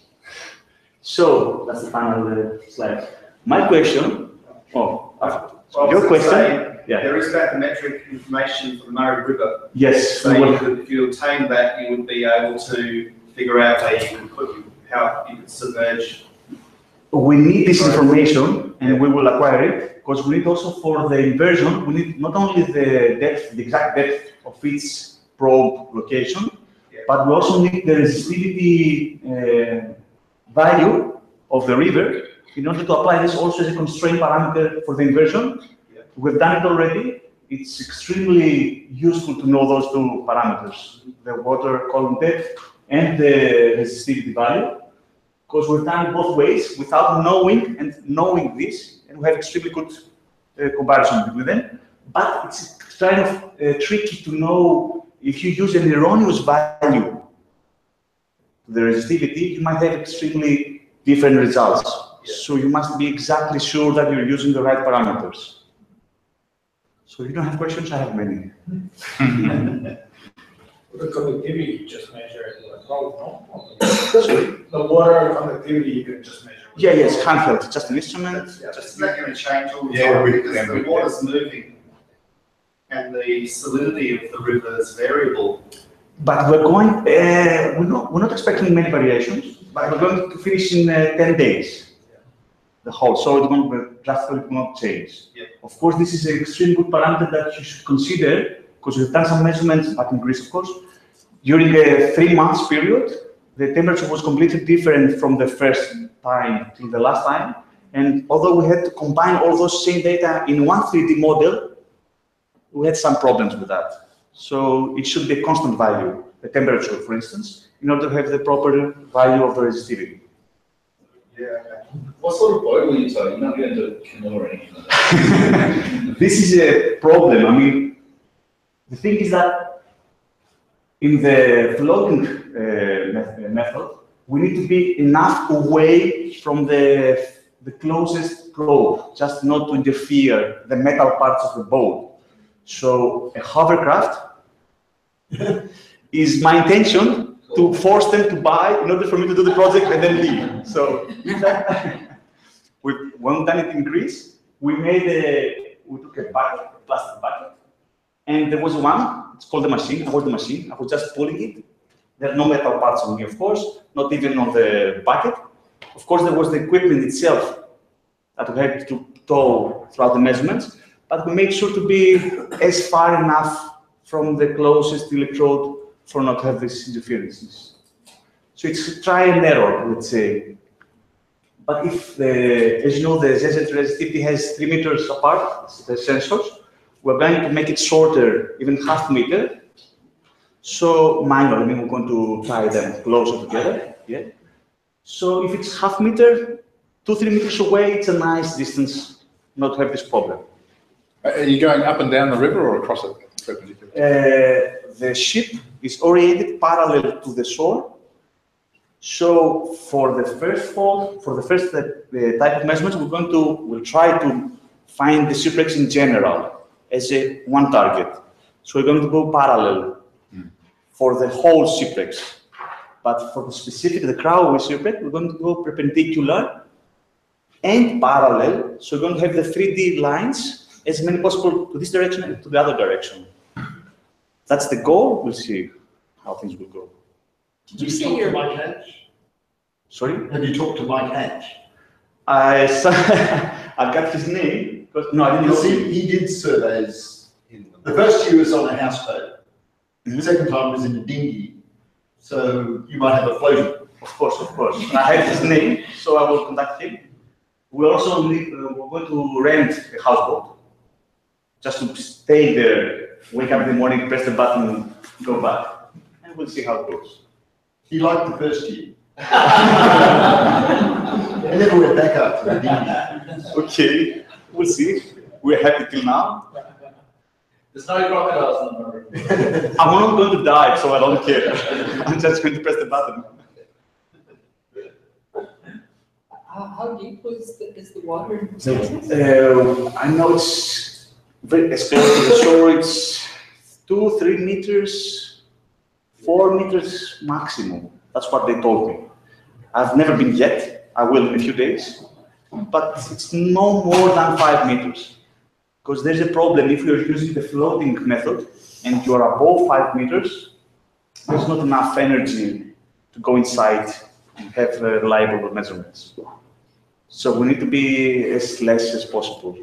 And did you say these boats were expected to be metal? No, we don't want them to be metal. Oh, you don't? We don't want them. I mean, the hovercraft, I've seen it in the paper, it's the ideal because there's no machine in the water. Because if you have a metal part close to the probe, it's going to ruin the measurements. So the boats you're looking for are kind of like the two images that you showed before, just sort of like kind of wooden boats. Yes, that would be ideal. And you have also have constant speed. You're looking for metal boats, though, aren't you? No. The wooden yes, boats, you're yes. looking for metal boats. The target is metal. I don't know, did you ask for that? Yeah. The boat is wooden and metal. Oh, okay, that was my question. Sorry. So, yes, that's what we're expecting to find. That's why I came to you to ask you if I can theoretically use EM method. I don't know, just asking. Well, what sort of metal would you expect on these things? What kind of metal? Well, just like little... The boat is 40 meters. I think that, but if you go back and have a look at the beautiful line on that one, look at that one. I think that's a metal frame, isn't it? It's wooden and metal at the same. I mean, there's no specific part that's wooden and the other one is metal. It's constructed from the base to the top, starting with the wooden and then metal part. So I don't know exactly which part is wooden and which is metal. And what's the size of that? 40 meters. 35 to 40 meters. And this is 4 meters. Well, all I can tell you is that there's a lot of work done on unexploded ordnance, okay, where you're looking at, you're trying to find, confined metallic objects in which, time domain EM using magnetic sensors and magnetic coils has actually been pretty effective. We're talking about marine environment, I guess? Yeah, talking about marine environment. Okay. So I have to look about So I wouldn't discount it, certainly. But using squid receivers, No. or using just coils? Coil. Oh, okay. So how are you going to deploy those? How would you do it? Do you have to put them, do they have to be on the bottom? No, they're tight. They're just totally out of the launch. All right.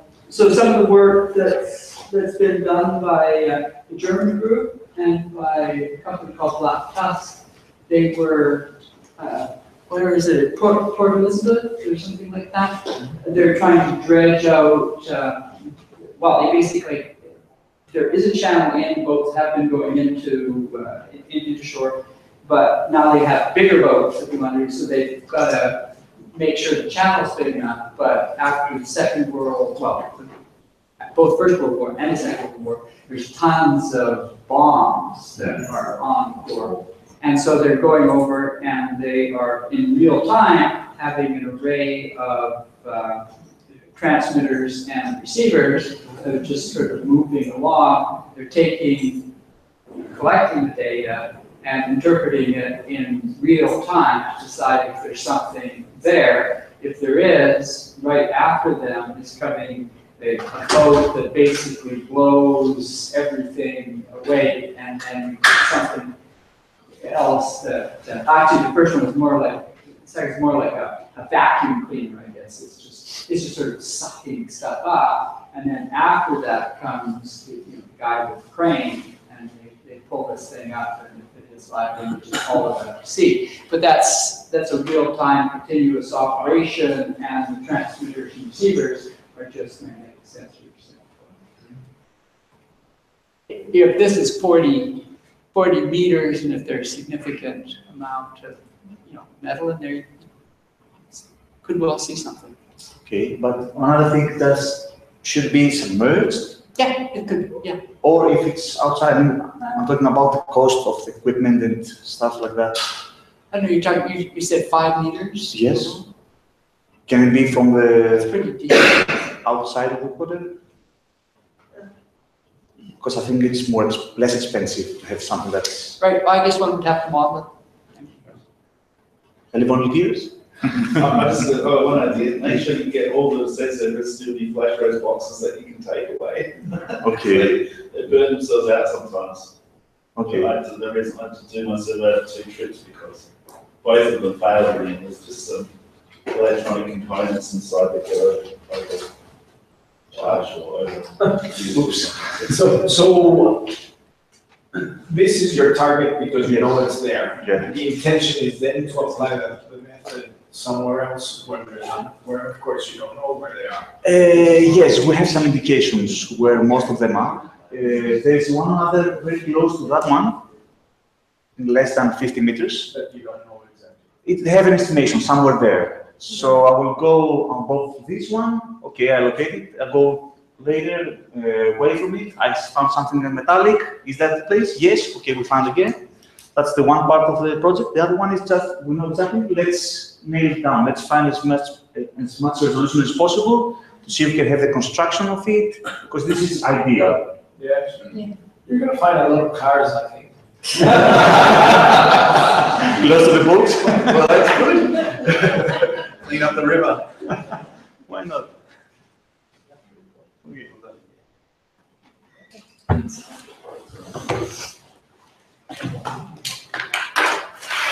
Was there anybody else who had presentations?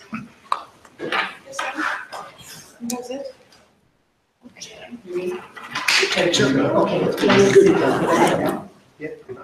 Sorry, guys, thank you. No, sorry. Sorry, guys, thank you.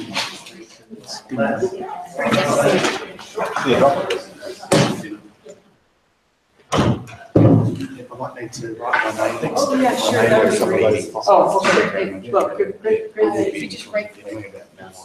Yeah.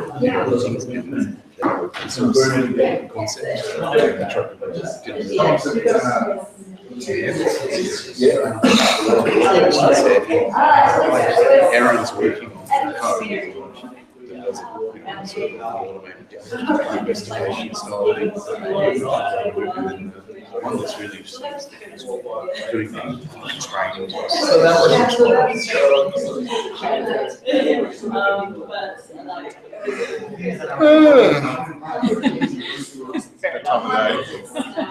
That it is.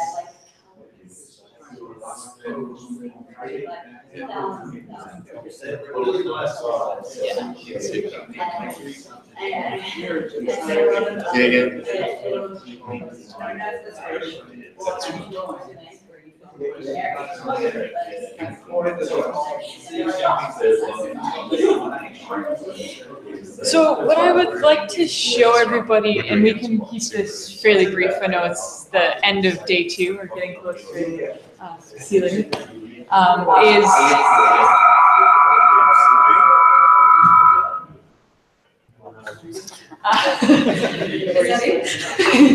yes, we're done. Is give just a bit of an overview of SimPeg, GeoSci, what they are, how to get involved and in touch with us.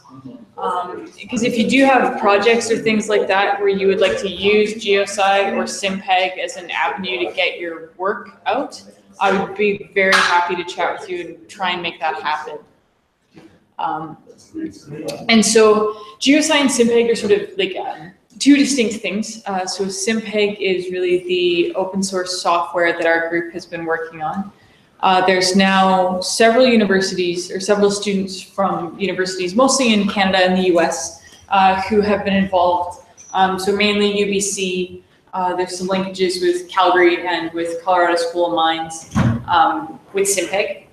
And so what our goal is, and I think I mentioned this yesterday, is to really try and bring all of the geophysical methods into one place, both in terms of forward simulation and inversion. Because I know today, especially, I mean, we saw quite a number of examples where people are using geophysics to answer a hydrologic question. And so you actually need to have these simulations easily talking to one another and have them in a place where, people can collaborate and you can draw on expertise from multiple people. Because, we're not, as you get to these more and more integrated problems, you need deep expertise in each area, but at the same time, you need to, no one person is going to span that entire spectrum of problems that you want to tackle.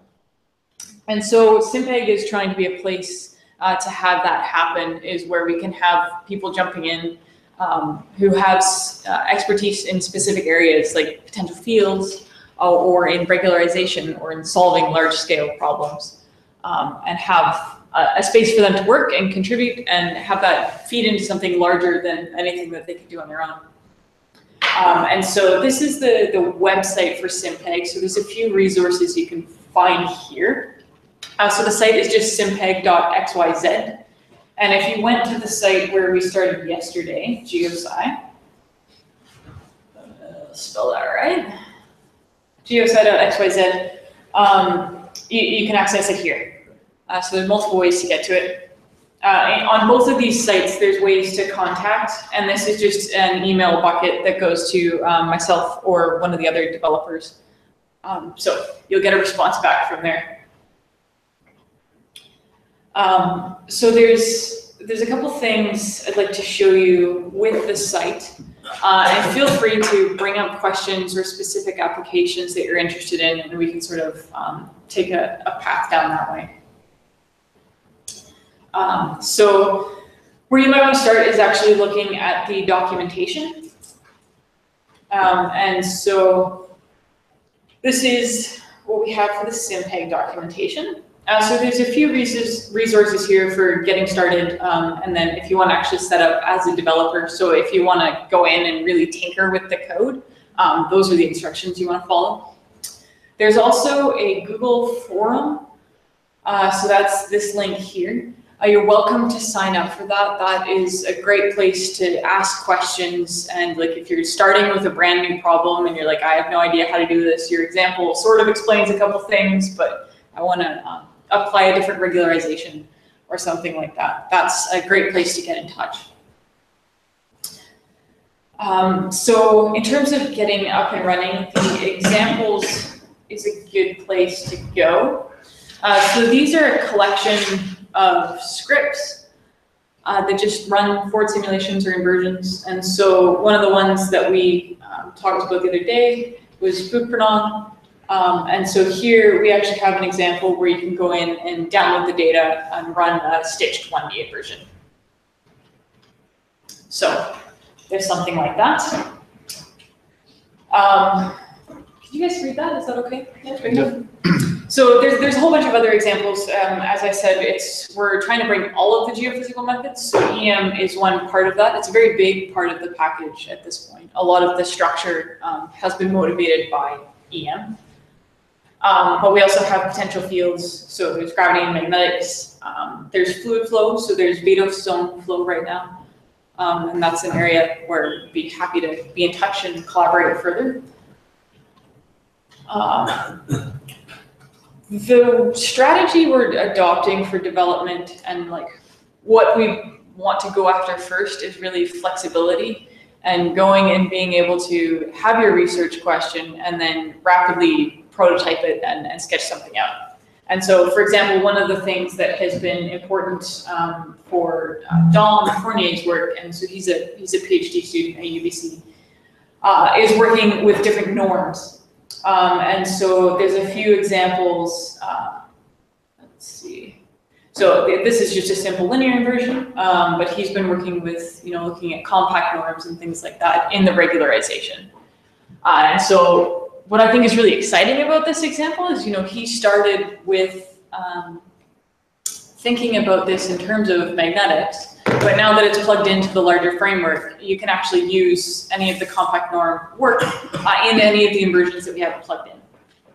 So, although we're starting with a simple example, if you want to apply it in EM, you can do that now. All right. So, the next thing I would like to show you is we can just walk through an example that you can actually access that was shown yesterday. So if we go to the GeoSci site, and we'll go through, this is sort of the second style of apps that we have developed. So the ones that you guys saw yesterday were these first ones, these EM apps. And the purpose and scope of those is really that the code is basically hidden. It's just a GUI effectively. Is that, you know, we've written the code, we've got that as a layer underneath, and then we've hooked up slide bars. So that's all you sort of see in this EM apps. The simulation notebooks, all of the code is exposed. And so if you want to go in and run a time domain 1D inversion, this is where you want to start. So there's not tons of them here. This will continue to grow as we keep going on with the disk and come up with other applications. But there's a couple here. So you can actually get up and running basically right away with Microsoft Azure, as we saw yesterday. And so let's do this one. I think is in good shape. So this is a frequency domain sounding over a sphere. So we will clone that and run. So I'm just copying this to Doug's account here. So the way that this works is there's like one central repository where we're hosting these, and then to your account, you can just make your own copy. And then if you want to make notes or like change the code, that'll be kept and saved with your account. So we'll just do that. Perfect. Okay. So now we're spinning up a server somewhere, courtesy of Microsoft. And we can look at this setup here. So there's two different ways you can actually go about and run the notebooks. You can do the cell run all. So that's what we did for like the apps, is because we just wanted to run all the code all at once. In this case, what I'm going to do is I'm actually going to execute it cell by cell. So we'll go one at a time. And so all you do to do that when you're on your laptop is just shift enter, and that runs it. So in this case, what we're doing, this is the example we saw yesterday where Doug was comparing the 3 loop with now having a target that is a sphere. And so this will reproduce that frequency domain sounding here. So we've got a conductive sphere in a moderately resistive, or in a pretty resistive background. And then we got our transmitter in the air, and we'll put a receiver out here somewhere. So the first thing we're going to do is just install the packages that we need. And so because I get like a fresh server, I have to do a fresh installation of Simpeg. But if you were to install this on your own computer and get all that set up, you wouldn't need to do that. Here, there's a couple instructions on how to actually get up and running with Python if you don't already have it installed. I would recommend using Anaconda to set it up. They do a really good job of making sure that packages stay in sync and that you know, you don't get weird dependencies that crash and collide. So that's cool. Okay, so now we've got Simpeg installed. All this does here is imports some of the basic scientific Python packages. So if you're familiar with Python, these names will be very familiar to you. And then this here are now just some of the modules of Simpeg.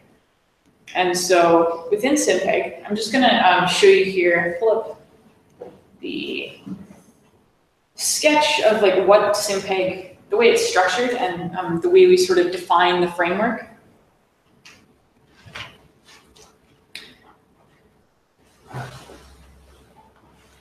So this is a bit of a general sketch for an inversion framework, and this is how we structure all of SimPeg. So each of these boxes is its own module in SimPeg. So you can start with something like the mesh, and so that's going to be how we discretize our space, but it also has all of the differential operators and all of that, so that when you want to solve the DC resistivity equations, we have a divergence, a discrete divergence. So that has that. Then to go about and actually solve a forward simulation, we break it up into two pieces. The survey contains all of your geometry. So where are your transmitters? What are your transmitters? Where are your receivers? What kinds are they? So if we're doing, in this case, we're going to do a frequency domain survey with a loop source and a single loop receiver. So we'll measure magnetic field. The problem is now the statement of the physics. And so here we're going to solve Maxwell's equations in the frequency domain. But if you wanted to solve them in the time domain, that would be the problem that you would look at there. Then we go forward and actually can start thinking about solving the inverse problem and setting up an inverse problem. So because once you can simulate data, then we can go ahead and actually try and fit data. And so in order to do that, we follow the standard deterministic inversion where we're going to combine a data misfit and a regularization with some sort of trade-off parameter in our inversion and perform an optimization.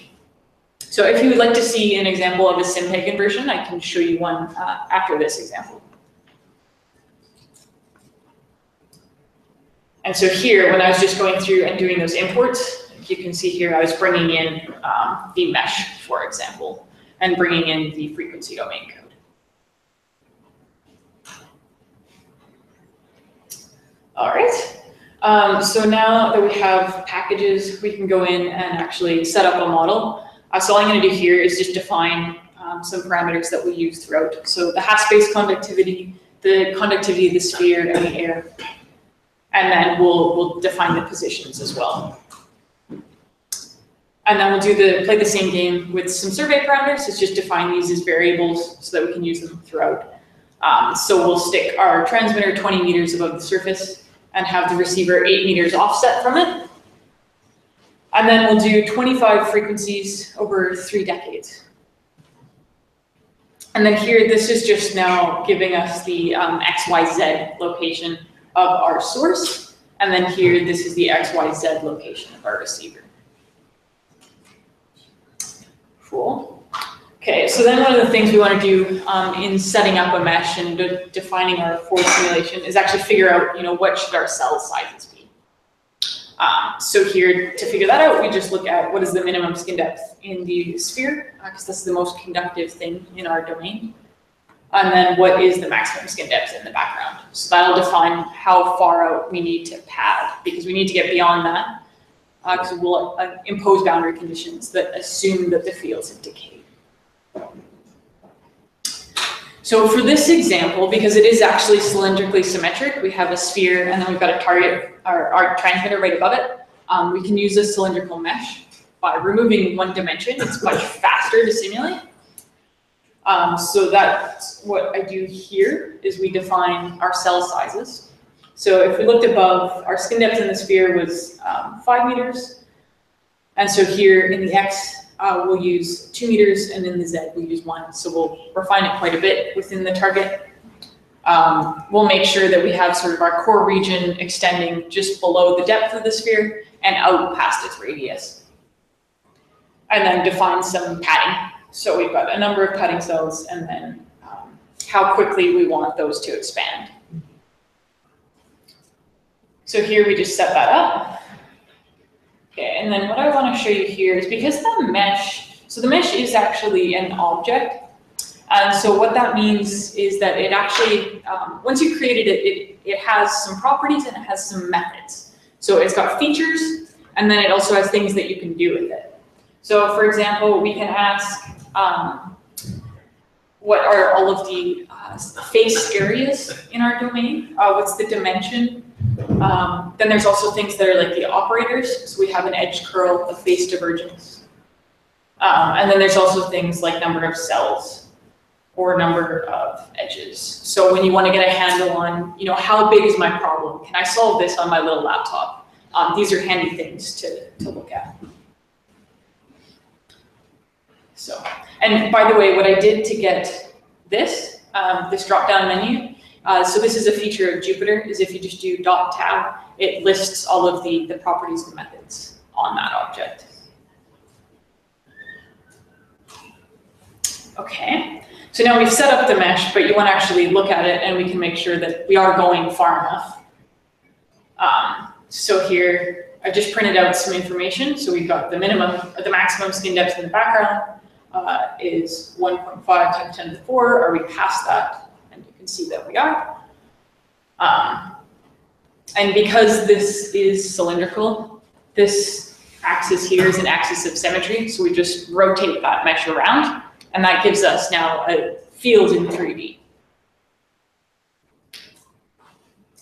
So now that we have our mesh and we've defined what our physical properties are, we can now populate a model.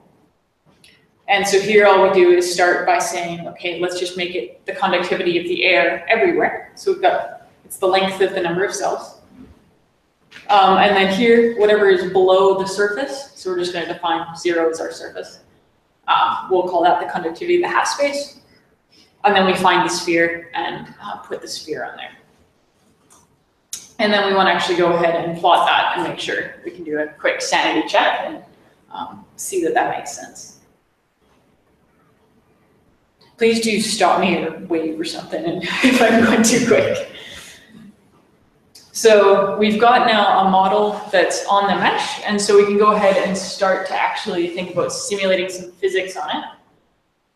So this is where now that survey object is coming in, is we're going to set all the parameters that allow us to set that up. So first what we're going to do is we're going to look at what do we want for receivers. So here I'm going to look at the BZ, so we're going to look at vertical magnetic flux, both the real and the imaginary components. And so here we can see the frequency domain module has receivers, and there's a few different kinds. So if I tell you, look. So if you want to measure E or H or J, for example, we can set up receivers for those. And then each receiver has a location, an orientation, and then a component. And so then I just name these shorthand for how I'm going to use them. And then we stick those in the list. And so if I then go here and we look at, so we can see that this has a component. So just a quick sanity check, we defined the component as real, or the orientation.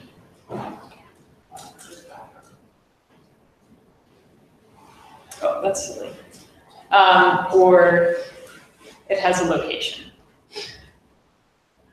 Sorry.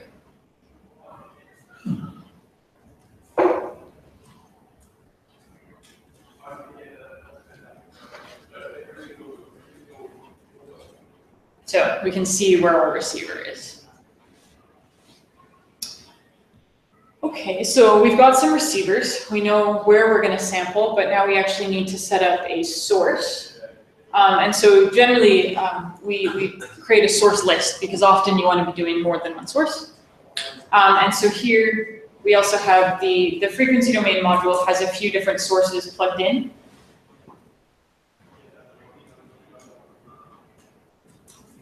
And so you can see we've got a mag dipole, or we can do things like primary, secondary, or we can go ahead and actually just, if you wanted to custom create your right-hand side, you can do that. And so this is, again, an area where, I mean, if we don't have the type of source plugged in that you want to use, like if you want to go in and define a loop, that's something that we can work with you to add. Okay, so we've got our mag dipole source. it takes a receiver list because it needs to know which receivers are listening to it. So for example, if you did an airborne survey, you've got one receiver that's listening to every sound location. Or if you did just a large loop survey on the ground, you perhaps have multiple receivers that are listening to that source. So that takes that.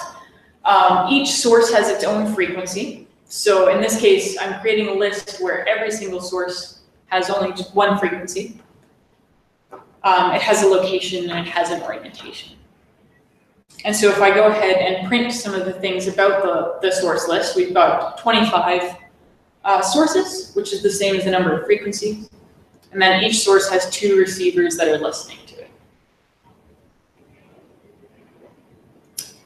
So that gives us the survey parameters. What we want to do is also set up the problem. So what physics are we going to solve? So here, there's a few different ways you can solve for Maxwell's equations.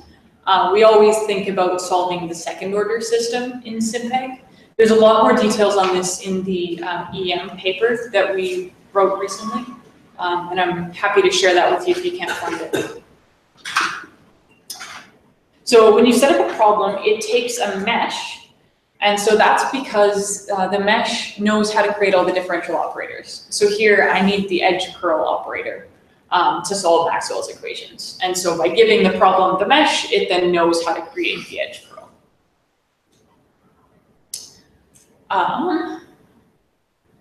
And here we also set up a solver. So generally, sort of the built-in solvers in Python, there's a few that are decent, but if you want to actually do something more powerful, we've got some packages that help you interface to things like peninsula or mumps. So here, this gives us our problem, and then we have our physics, or sorry, our survey, which is created from the source list. And then what we do is we then need to tell those things about each other, so that basically you can set up the physics, we set up what the right-hand side is, because that depends on the source. And then once we solve, we need to know how to sample the fields. So that's all this is doing, is telling them about each other. So then, now that we have all of the pieces in place to set up a forward simulation, we're going to go ahead and actually run and compute the fields given our conductivity model with the sphere. Okay, so we just ran, so we solved 25 systems because we had 25 different frequencies. And because it's on the cylindrical mesh, it's pretty quick. So it took us just over a second to run 25 frequencies. So now we've got a list of numbers that are the fields, but we actually want to go in and look at them. So this is just a bunch of plotting code to let us look at the fields. And then we put together a little widget here. So these are kind of nice. It's a really simple interface and like very simple way to make interactive plots. So all I did here is define a function, b secondary, that takes a frequency index and either the real and imaginary. And then I just said, I would like my frequency index to be a slider bar and real or imaginary to be toggle buttons. And then build me a widget. So that's all provided through this IPyWidgets package. So now what we can do is actually we can look at our real field and now just scroll through and look at how it changes, how our magnetic flux is changing with frequency. So you can see that the color bar is changing, and you can see our amplitudes are changing. And the blue dot, I don't know if you can see that, the blue dot in the center is not quite the center, is the transmitter, and then the red one is our receiver. So you can see as we get to higher and higher frequencies, now we're concentrating the magnetic flux at the top of the sphere there. And then you can flip over and play the same game, have a look at the imaginary if you want to. So, pick a couple of these.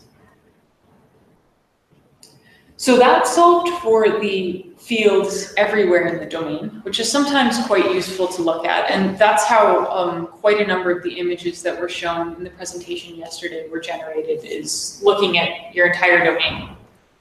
But in this case, if you actually want to go ahead and sample data and just look at okay, what's being measured at this point right here. We then want to evaluate the data at the receiver locations. So that's what we're going to do next. In this case, we wanted to look at something similar to DICHEM, where we want to look at our fields in terms of parts per million of a primary. So we want to, first of all, grab what our primary is. And so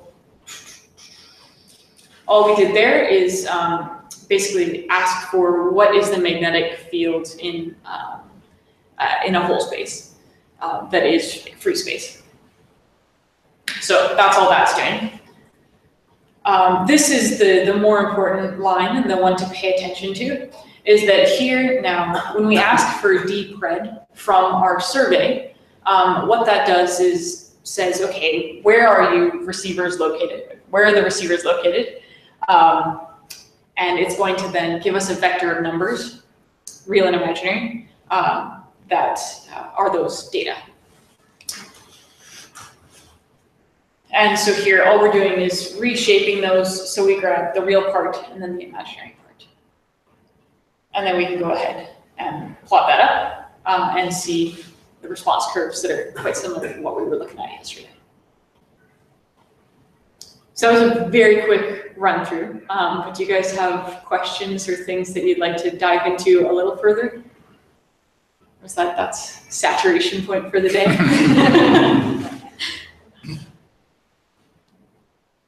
I guess you can, you said this at the beginning, but I guess you can download the notebooks and then just play with them. Yeah. Change the parts, whatever. Yeah.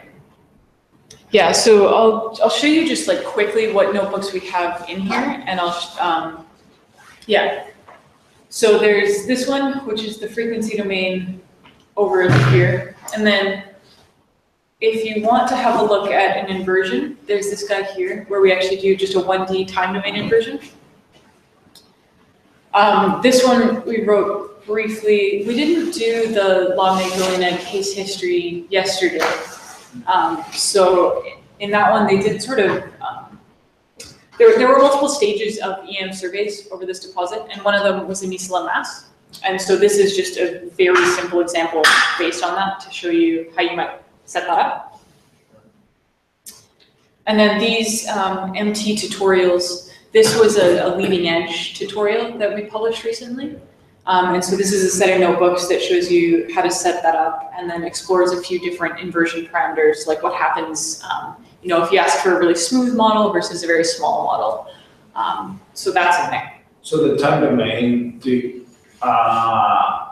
time domain 1D, does it, can you quickly open it? Yep, absolutely.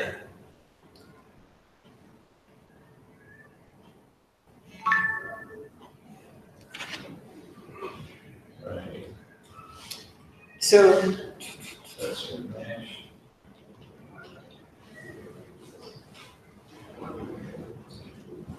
So in this case, it is a 1D inversion, but we're simulating on the cylindrical mesh. Oh, good. Yeah, we can just sort of scroll through. So in this case, for example, we often do like a beta cooling schedule. There's all of that plugged in, and there's examples that show you how to set that up and tune it. But for instance, where, I mean that's just getting too specific, I guess, but sort of what transmitter or receiver are you using there? I guess you specify that. So this one, let's see. This one, I believe that we're just using a step-off waveform.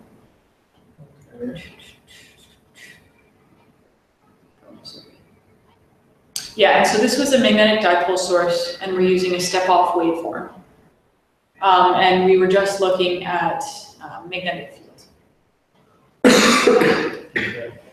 And there's a few other examples if you're interested more so in the time domain. So this one shows a comparison between a simple frequency and a simple time domain inversion.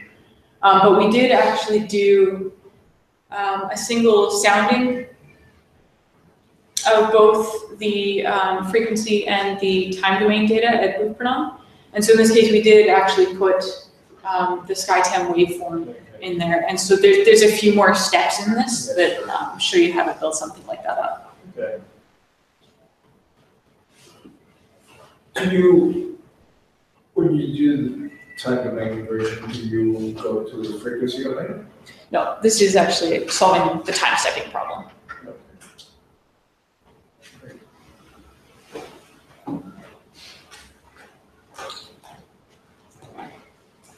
Okay. Any other questions or things I can show you on how to get in touch, or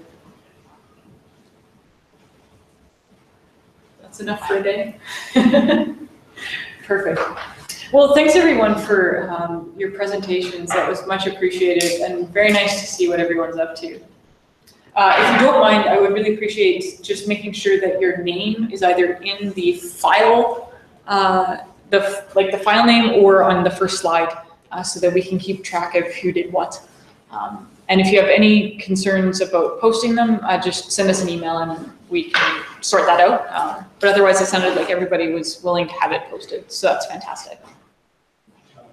In contributing to our website, what's the process? Do we send it to you and you publish it, or what's? Like, what do you have in mind? Oh, I don't think I can contribute much at this stage, but yeah, just other question there. Like, if I want another example, or maybe then saturated transport flow, for instance, things like that. Or would you just Yeah, I mean, so if it's like smaller things, feel free to just suggest the change. Everything's up on GitHub. And so like you can see that on GeoSci, for example, there is just like the edit on GitHub button. And like that, if you do go in and edit something, we get an email that just says, and we'll double check it, and then it goes live. If there's bigger things that you want to contribute, like if you want to add a new case history or something like that, I would suggest getting in touch first, and then we can sort of help you get up and running with everything, and also give some pointers on scope and all of that.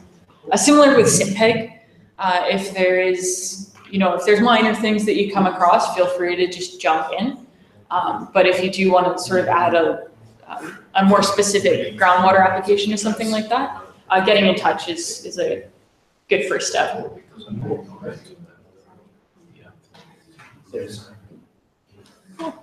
Yeah. Doug, anything else you wanna? No, I think we probably pretty much wrapped up, but if somebody's got some questions or anything. Yeah, actually, I hope that this is more of a start rather than an end. That would be the goal here. I think there's a lot of opportunities to share a great number of things, and, for people just to work together, and for the common good of everybody. I guess I just want to say personally, I was really impressed with our visit here to Adelaide. Frankly, I think you guys take the gold star for being the most engaged audience that we've had. How did you go at WA? Is that working? Pardon me? How did you go in Perth? Have you been to Perth? Yeah, Perth was good, but just wasn't quite the same caliber.